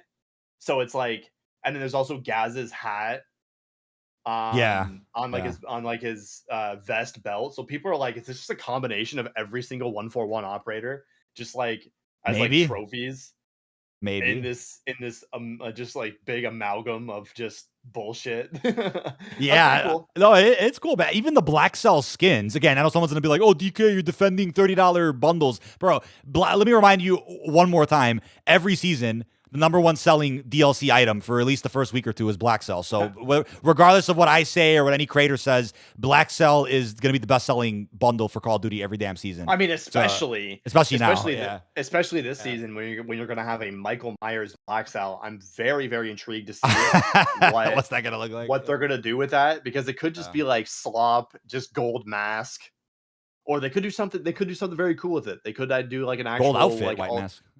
or they could do something even, just ditch the gold, please, brother. Just please ditch the gold Just ditch the goal. and We had a convo about this at next. I didn't mean to cut you off. Remember give him an alternate look. Give him we an asked alternate about this. look. Yeah. Yep, we did. We did. We were like, hey, change up the Black Cell a little bit, man. That'd be cool to see some alternatives. I'm sure Treyarch's gonna knock it out the park with Black Cell. You already know it. They do good with cosmetics. But I brought it up in my video the other day. I'm like, hey, the classified sector for the first time in season 5 Reloaded offered a Black Cell blueprint for the weapon of Reloaded, which was the spear. Probably not getting classified sector or any type of mid-season in season 6, but something to think about for Black Ops in the future. Like, hey, mid-season Black Cell blueprints, more bang for your buck, an extra blueprint if you buy Black Cell. That's cool. But yes, Black Cell Michael Myers, what does that look like? Gold jacket, gold mask, or just no gold at all? Is it just some alternate look from like the Rob Zombie movies?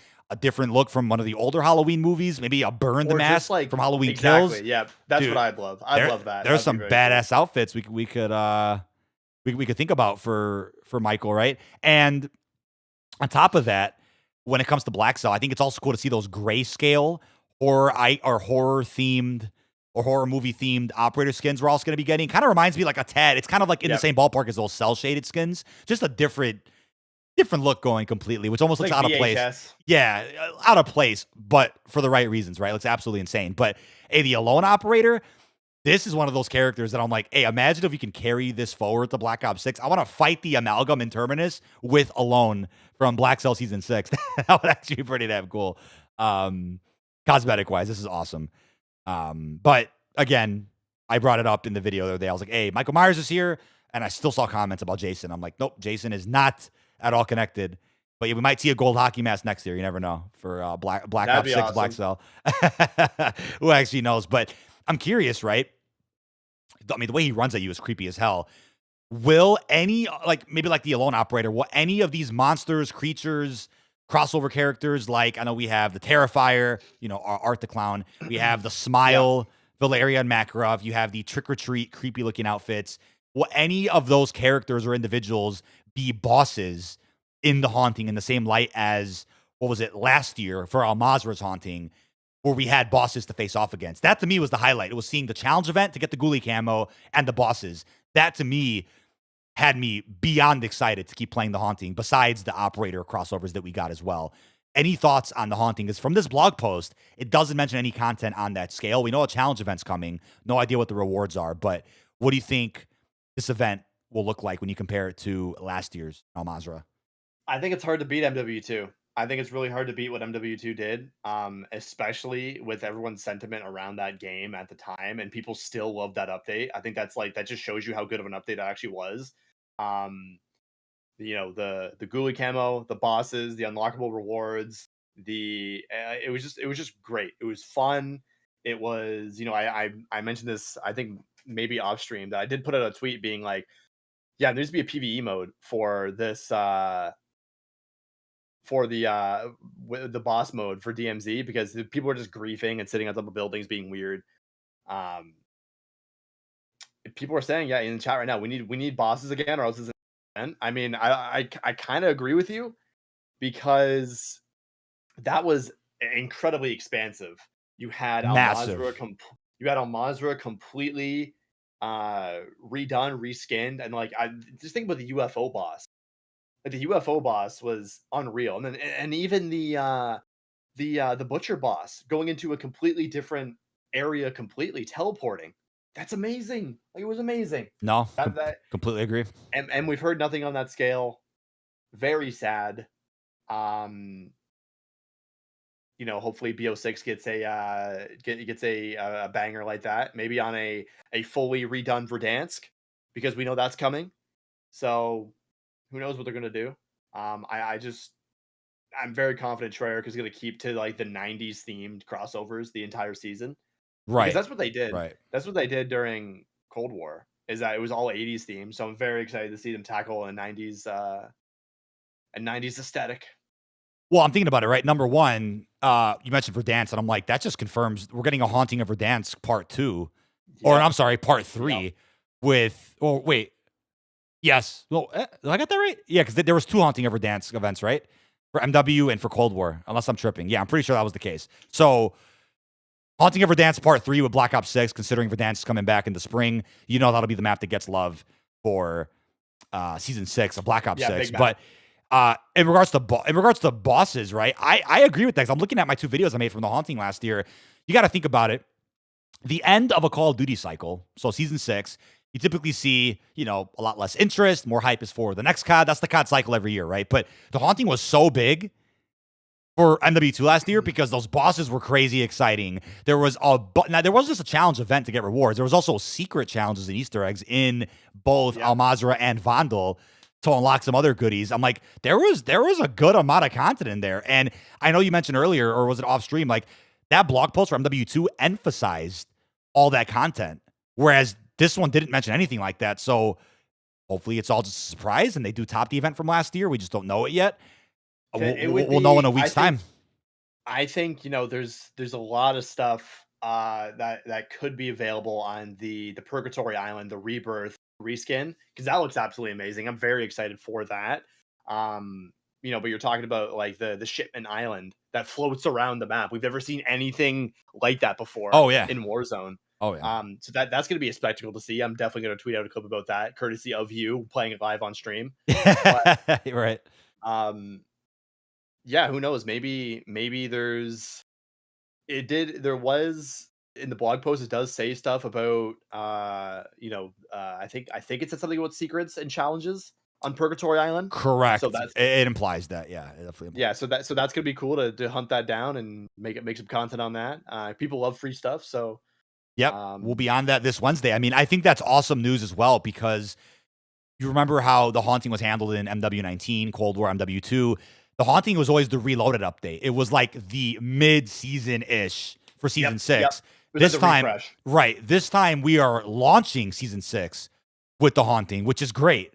I think that's great because I'm trying to think of other opportunities when you could start the Haunting in MW3, because Black Ops 6 is out October 25th. If you start the Haunting like October 9th, that means you get about a week and some change, 2 weeks-ish, not even, to really absorb all that content, engage in the rewards, really dive in. Yeah, it's like you kind of need more. You need at least a month, right? Which we're getting about a month and a week-ish to enjoy Season 6 before Black Ops 6 is officially out. So I think that's excellent. Fingers crossed on other things will come across inside of the Haunting here from W3. But I also didn't mention something that wasn't revealed in like the initial Haunting trailer, but later in the blog, Daryl Dixon from The Walking Dead. Yep.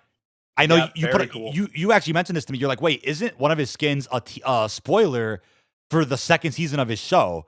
Yeah. So yeah, go ahead. Yeah. So in the blog post, it says that he's gonna have. I put a tweet out about this morning actually about his 2 operator skins that he's gonna have. In the blog post, it said that he's gonna have 2 operator skins in his bundle, right? And then it doesn't show it during that breakdown of the bundle, but there's another blog post image that just has the alternate outfit. It's the weapons detail. Yeah, and it's a CRM outfit from the Ones Who Live Rick and Michonne's show, right? So I remember tweeting about this back when Rick came out, and I was like, dude, we need to have Rick in a CRM outfit. Give some sort of variation to him that's outside of the black cell and the murder jacket. Seems like they listened to that feedback and they're like, okay, we're gonna give you a CRM outfit, but on a character that has never worn it in canon and has never been alluded to. So yeah. I saw like Walking Dead channels break down this image being really? Is it? Yes, exactly. Yeah. This is why I took more note of it, because I saw some Walking Dead channels and people that are like, oh, we break down every episode, Easter eggs, right. People are being like, is this a season 2 teaser for Daryl Dixon, him in the CRM outfit, which I think would be absolutely hilarious if it actually is, because that would be like that's very big spoiler. I get that. Pretty big spoiler. Especially considering the CRM kind of like destroyed at the end of the Ones Who Live. There's probably still some people, but they killed a lot of the CRM at the end of that show. Spoiler. No, I'm just Well, Um, the show came out in February, so yeah, it was a while ago. No, hey, we got the expansion here to the Walking Dead collection in Modern Warfare 3. Now you got Rick, Michonne, and Daryl in the same game. It would be which I weird, think right, is if they do the Walking Dead in Black Ops 6 as well, and it's like, oh, now you have some characters available in MW3, some in BO6. Luckily, Warzone exists, so you could just use them all in that mode anyway. I think But I think with The Walking Dead, I genuinely think The Walking Dead collab is the best collab we've gotten, uh, bundle and operator wise, because if you look at the boys and you look at some other crossovers, like yeah, there's some big name characters, but there's also some characters that you're like why they add them? Why they add them over that? I haven't thought that once about the Walking Dead crossovers, where it's like they added Rick, they added Michonne, then they added Daryl. top Like characters, yeah. That's like, those are top characters. yeah. It reminds me of the boys crossover. It's like you're adding Firecracker when you have Soldier Boy and Billy Butcher sitting right there. That's kind of a miss to me. I Same with A Train, but yeah, no, I got you. next up, they need to do Negan like that. Oh, Jeffrey D. yeah. Morgan in Call of Duty fully voiced, which hopefully Norman Reedus did his voice for his operator. I I want to think reach that'd out be for awesome. comment about that. That's actually that's important to know too. I Yeah, know just about every licensed operator had the respective voice yep. actor in Modern Warfare. So I think that's really cool. I already see a comment in chat, and I was going to get to this next. Will Vandal Knight and Rebirth have resurgence? That's a good question. I feel like they will, because I swear they did last year, where you had like the LTM on the map, and then you also had like regular resurgence or BR. I'm pretty sure. But what I was getting to is, yes, the reskins are great for Rebirth. I'm really excited about them. Yes, Vandal Knight is fun, like we played last year. And I actually really agree with them doing Vandal this time, because I'm pretty sure, if I had to just take a wild guess here, Vandal's getting vaulted forever when Season 1 starts for Black Ops 6. It's just going to be Urzikstan and Area 99. Fortunes and Rebirth will probably come back with Omni support later on in Season 1. That's my complete guess. I just don't see Vandal coming back. I think Urzikstan will get vaulted and replaced with Verdansk in the spring. And then what you'll have is a hopeful rotation of Rebirth, Fortunes, Area 99 for Resurgence. Then you have Verdansk for BR. Done. That's what I think's going to happen. But this is big news. Urzikstan is not getting any type of support for the Haunting. There is no Night Urzikstan LTM. There is no Haunting of Urzikstan. Although we had the Haunting of Verdansk, the Haunting of Al Mazrah, there will not be a Haunting of Urzikstan. That's big. What does that tell you, though? Does that tell... I mean, technically, Vandal's a BR map, so there's that. But does that tell you that they just wanted to give love to Vandal one more time because it's about to get vaulted? Or are so few people playing Urzikstan? The Vandal Knight is different than the Von Dead, right? I don't... But what would be what is the, like, I'm sorry, I got to think back to like what Von Dead had that this wouldn't have. Like maybe like the chessboard Easter egg or something. Well, because I think Von Dead was actually Halloween themed. Like it had like. Whereas you're saying this is just like the night filter over the same map. I get what you're saying. I think that's what's going on. So, I think we've seen it this year that majority of the year Resurgence has gotten the love. And I think for good reason. You have Rebirth, you have a lot of good Resurgence maps in rotation. Sadly, they took out Superstore Island, or that too. I for Superstore, man. Yeah. I want to play some Superstore. Yeah. But I just don't think the audience is there for big map anymore. I genuinely don't think it is. And obviously a lot of people on Twitter are very vocal about that. I understand. There's a lot of, especially but not even ranked players not even ranked players this year, because there's no big map ranked. But tournament players, I guess, for Urzikstan, they're very upset about that. And I think that it just comes down to what Activision sees fit for what is going to make Warzone the most popular. And then, if that's Resurgence, then I guess so be it. There's not much we can really do about that. Right. Right. Especially when Urzikstan's getting, like, it's guaranteed just getting stowed away forever when Verdansk comes out. Yeah, it's a given too. I really do believe that. So they're like, okay, then why sort of like update this map when we know the map that everyone's been asking for years is coming back? So it's like, let's just put our hands up. You have Rebirth. We'll give you something for Vandal, because that could be possibly going away with Area 99. and just have fun while it lasts. Yeah, I almost find it hard to believe that we'll end up seeing Omni support added to Urzikstan, Fortunes, Rebirth, and Area 99 in the same update, and then you have 4 maps playable with Omni support. I completely doubt that. I just can't Let wait for alone Area Vandal. 99, bro. Hey man, It's so good. I know people are gonna call me a shill and paid and whatever the fuck people want to say, dude. I just genuinely loved my time at Area 99. I thought it was the most fun out of the 3 early Warzone playsets. Actually, out of the 4 early play sessions I've done for Warzone, it was Al Mazrah, Vandal, Urzikstan, and then Area. Area, maybe because it's Resurgence, there's just more action. I just really loved the vibe of Area 99. I think the action was a lot of fun. Vandal, I had a fun PlayStation too. Vandal was really fun. Vandal, like I this joke actually applies to anything, dude. I swear my lobbies will genuinely be sweatier in pubs versus at LAN with fucking professionals. You know what I mean? Like I'm not even kidding. Like that's literally my That's unreal. yeah. Like I'm not even joking about that. It's actually it's just funny to think about. But I think Vandal just became extremely sweaty on pubs. Without going off on a tangent on that, I just think that map got really rough with Yeah, stairwell I campers. never I thought Vondel was very good for DMZ, but did not like it as as like a PvP Mm-hmm. only experience. Fair, fair. But anyway, yeah, I got about 10 minutes till I got dinner, so we should probably Yep, start yep. wrap it up. So yeah, no Urzikstan love this time, but luckily Urzikstan gets Omni support and ranked from Treyarch in season 1 of Black Ops 6. So that is still happening. Is it correct me? Is it 2 Rebirth reskins? It's Purgatory and or my hold on, let No, me that's the same one. it's That's the same it's one. the Got same it. Yeah, thing. I just got confused. Purgatory Rebirth, and then you get Vondel Knight. So you get 2 map reskins in the Haunting,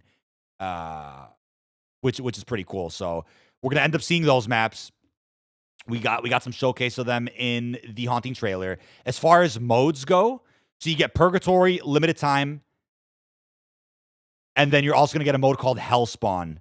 Right, we've gone over those in some recent videos. Lots of power ups, scare packages, torment levels, jump scares. Zombies Royale will be on just Hellspawn. Oh wait. Let me make sure I get this right. Hold on, because I'm like, what is the? I see. Yeah, okay. Hellspawn is the map variant. Excuse me. That's the name of the Yeah. map variant for Rebirth. And then the mode is called Purgatory. There we go. Let me just clarify that so there's no confusion. Zombies Royale will be playable on both Hellspawn and Vandal Knight. Whereas, let's see the other mode. Whereas Purgatory is just on Hellspawn, not Vandal Knight. Hopefully that makes sense. That is the mode support we're going to be seeing. You're going to get your Warzone.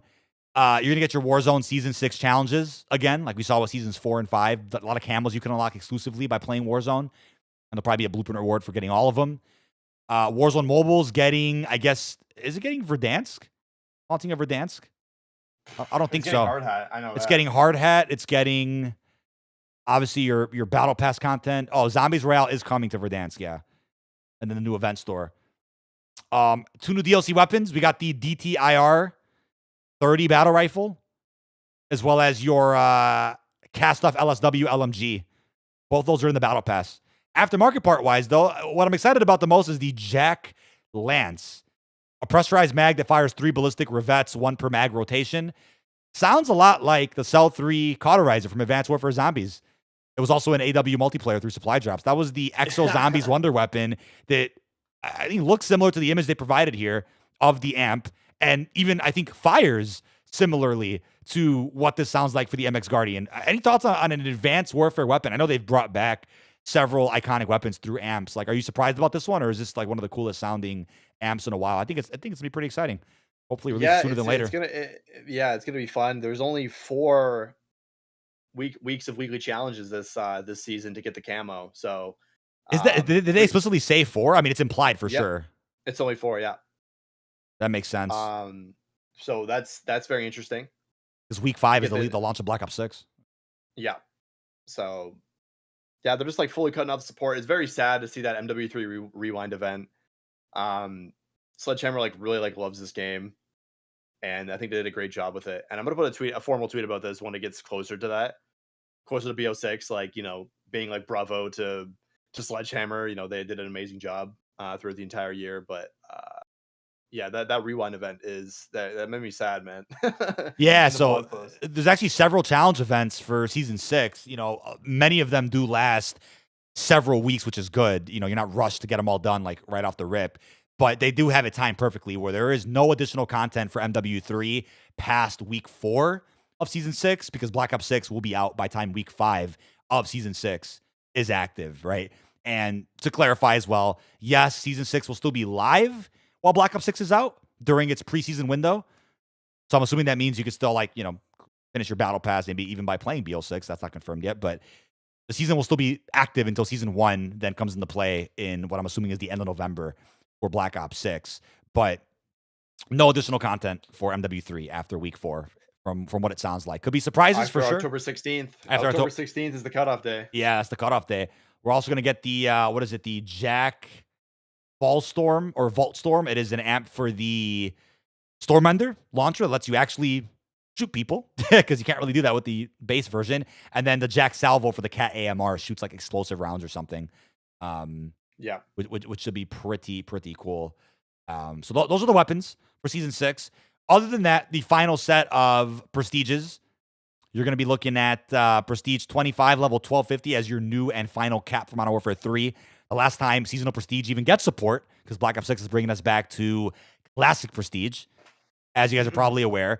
As far as bundles go, we went over all of them that they've essentially announced already. But the entity will be an Ultra skin in a bundle that comes with a Mastercraft. I am really intrigued to see that one. Cool. That sounds really fucking cool. I'm actually really excited about that. And I know you'll call me a shill for saying I'm excited about bundles, but hey, there's some bundles there that I'm actually hyped for. And then that is, I think, just about everything. Yeah, that rewind event does sound sad. They consider it a wrap, right? There's going to be a trip down memory lane in this challenge event as you complete challenges to earn rewards. It's unclear what any of that entails, but I'm sure everything will be leaked to hell once this Wednesday's update does roll around. The preload was already found for season 6 in the database right now, so I'm assuming a preload probably going to be out. I want to say that's probably going to be out Tuesday-ish, so be sure to install that. And then we'll be live on Wednesday for the hunting. There'll probably be some Battle Pass cosmetic marketing on like Monday, Tuesday. I'll cover that as well. But by next episode of the pod, we'll be breaking down our thoughts on the haunting. Yeah. It's just everything's been back to back, which is wild. So it's crazy to be like, hey, beta just ended. We got the haunting right away. Definitely not complaining about that. But yeah, if you have to get going because of food, feel free. And then I'll wrap up here with some additional stuff. Or up to you. Well, yeah. Is there another topip or? I was just gonna go over like a few little things about videos coming up and maybe a couple of goofy comments, but well, it's kind of tricky for me since I have the you have the space up. You can end the space if you want to. It's fine. Another minute. Yeah, I guess. I'm gonna. I think my dinner is almost ready soon. I had it planned for around this time, so yeah, no, perfect. Two other podcasts. Perfect timing. We covered a lot of stuff. Yeah, that's gonna be it for us today on the space here. If you want to listen to a few other things that DK wants to say, that'll be on YouTube. But yeah, I got to get going. Yep. Sadly, but yeah, it was great. Hope everybody enjoyed, and see everybody next week with the haunting breakdown. Big dub. Appreciate all the love on Twitter. Appreciate all that over on Detonated. Peace out to Twitter. And yeah, ladies and gentlemen, I have a video coming out probably like pretty soon after this episode ends, and then a lot more content over the weekend. Thank you to Fajardi again, co-host, for joining. Yeah, I'm just gonna see. Is it okay? Yep, we're good. All right. Bless. Yeah, I gotta dip out for now. Appreciate everybody. I can leave, right? Yep, you're all good. Appreciate it. Yeah. We'll catch you in the next one. Salute. Bye-bye. There we go. But ladies and gentlemen, I could go over some funny comments with who are these people this week, but probably save it for next week. A lot of the crazy comments, I'll tell you, are actually from some tweets and some replies over on Detonated. Just crazy comments about XP tokens and about Black Ops 6 zombies. We'll probably save all that for next week. But again, got to thank you guys for all the lovely support on the Black Ops 6 content, Season 6 content. There's been a lot to cover, a lot to post. I'm getting it all done the best that I can. I got, I think, about 3 or 4 Black Ops 6 videos on deck right now. And then I want to say Tuesday will probably be a cosmetic focus day for season 6. They'll probably put out a blog talking about the battle pass content, some other bundles. We'll cover all that on stream, probably in like one more video. And then Wednesday will be live with the haunting. So expect coverage on battle pass one last time from W3. And then any other guides related to the haunting, rewards, everything you need to know. I got you covered. And again, the team is hard at work on Detonated, preparing for September 18th. So expect a lot of content on that front in the form of articles, if that's what you prefer. And then again, Fajardi got you with the tweets every single hour as well. So any last minute comments, questions, concerns, feel free to drop them in chat now. I'll just kind of go through those real quick. I had a poll going as well asking what your favorite multiplayer is between BO6 and MW3. I guess it's kind of like movement based, if anything. But as always, you can listen to every episode of Bombshell on every major audio platform of your choice. And you can rewatch any episode in this public Bombshell playlist here on my channel anytime as well. There's also a link on detonated.com, which Bombshell is powered by, if you want to check all that out. Gonna miss Warzone MW3. Well, MW3 really helped Warzone quite a bit as far as movement goes, as far as mechanics, quality of life, updates, all that still going forward to Black Ops 6's Warzone, even though the Omni support or Omni movement will be present. Milsim Operator from MW2's ending. Yeah, there'll probably be some fun operator rewards, I think, for the last few challenge events, if I had to guess. Who are these people? Forever be the best part of this podcast. Hey, I appreciate that. I can still read a few goofy ones if you want, but before we wrap up, I could definitely pull up some funny replies for you, which I'll pull up in a second. Other questions. Will there be operator for hitting max level? I don't believe there is. There's just a blueprint, unfortunately. I don't believe there is. Looks like there's just a blueprint for hitting level 1250, the max. It looks like it's going to be it. If I have carry forward skins in BO6, I will pay many to buy skins from MW3 to BO6. Oh, I get you, Aaron. Yeah, I get you. Slide cancel with BO6 because it's nice with movement. There is a slide cancel if you played the beta. There is definitely a slide cancel of sorts. But yeah, we'll wrap up with a few funny comments that I got, and then we'll wrap up from there. Who are these people? So I'll read you one comment that I saw the other day, which I found pretty funny. Someone said, it was calling you a free kill at COD Next. This one's pretty funny because I'm like, I got fairly good gameplay at DC, and I don't know how it would have been called a free kill in that case. That was a very odd comment I got. And I'm like, oh, if that was the case, I guess some people were sweating harder than I was. So there you go. But that's a funny one. I also saw somebody in my chat the other day said that, some folks like didn't like my name or something at COD Next. So I'm like, that's odd.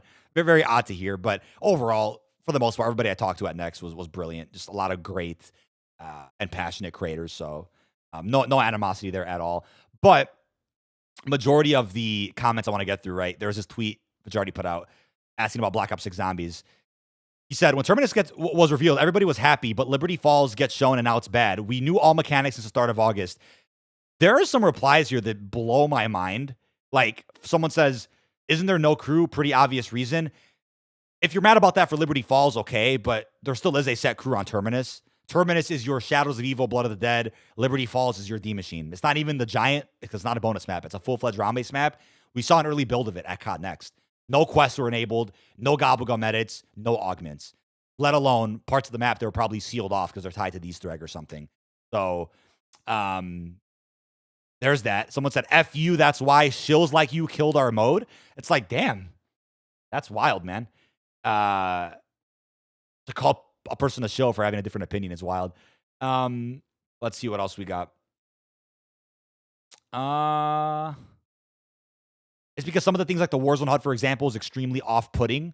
I completely understand that. If I had my way, I would definitely change the HUD. Revive said, I saw so many comments on Twitter and YouTube. Oh, yeah, no, it's...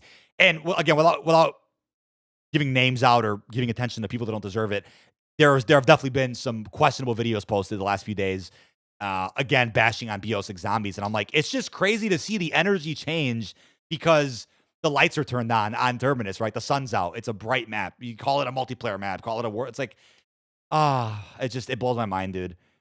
There's no difference. Wait, there's literally no difference between Liberty Falls and any of the Cold War maps besides some quality of life changes. Like, these are just wild comments, man. 4 years development, but it looks like an MWZ reskin. How does it look like Urzikstan at all? What about Liberty looks like Urzikstan? Like, I wonder, here's like a tweet. How different would, I'm going to write that down actually. How different would the reception to Liberty Falls be if, here, I'm going to pull this up. If the HUD was turned off? Like, honestly, is the HUD that big of a deal? Let's see. Any other crazy comments here? Liberty Falls looks like multiplayer. It's not supposed to be an exact copy of Terminus, as it's for the people who prefer Cold War Zombies over the classic versions. That's actually a good comment. But no, man, the replies are wild here. The replies are absolutely wild. At least play it for yourself before you judge, man. But even on the XP token breaking news that we put out today, suddenly the game's a flop. Are you for Rizzle? L, no, unfortunate. Does anybody ask about a refund? Let's see. I'm just taking a look at these comments here. Weapon progression in BO6 is going to suck. I'm like, not really. If you're going for camos, you don't have to even level up your weapons at all. So there's that. But again, you want to see some crazy replies, check out some of the hottest detonated tweets, and you'll find some crazy ones there for sure. Worst decision they've ever made. Again, XP tokens being considered the worst decision they've ever made is that's a bold statement, brother. That is a bold statement. Or people are like, oh, proof, source. Why didn't Charlie report it? It's like, dude, some details you kind of got to reach out to Activision and get, right? So there'll be some outlets that break the news over others at times, right? We don't just get emails with information to post every week, right? That's just not how it goes. But yeah, that's kind of it for the comments. I wanted to get through real quick. It's just crazy. Not too many this week. We'll get another batch for next week. Any last minute comments, questions, concerns? Feel free to put them in now. What about Caldera from Verdansk and BO6, but a multiplayer map? Wait, Caldera from Verdansk? So you're asking about an MP map based on Caldera or Verdansk? I see. Wouldn't be opposed to it. Please do long streams to fuel my sleep deprivation. Hey, Troy, I got you, man. So regardless of the New Zealand trick and whether or not that is something that everybody does this year, you'll certainly see a long stream of me beating campaign. We'll be covering every mission, every Easter egg. And then you'll end up seeing a separate stream probably hopping into zombies, getting all that taken care of. Let's see what else we got. I think BO6 needs to reduce visual recoil and be fair. I know graphics not good, but that's because it's beta. The full game will be better for sure. Yeah, I mean, the beta is always different from launch a little bit. There's always some tweaks to make for the launch window and for season 1. 12-hour campaign breakdown at launch. Yeah, no, I'll for sure have like full breakdowns of all the missions, and then I'll probably do like ending explained or something, like I did last year for MW. I did it for MW3. I don't know if I did an ending explained from MW2, but for sure. And yeah, unreveal in chat. Thank you for that love, man. Sincerely appreciate it. Again, almost played that intro again. Oops. As per usual, we'll be live with the podcast every Friday unless we end up changing that day for BO6. That's going to do it for me, though. Just about everything I wanted to get through here in episode 130. We got plenty of guests lined up. We just had to push back a few guests because of COD Next, the beta, and now some other stuff going on. So you'll see more guests in some future episodes of Bombshell. And then we got some more surprises for you on detonated.com that I can't wait to share very soon. I think those features are going to be ready to roll out by the launch of Black Ops 6. With that being said, appreciate all your support. Got a video coming out tonight and several more this weekend before the Haunting releases. With that being said, appreciate all your support, and we will see you guys in the next one. Peace out, everybody.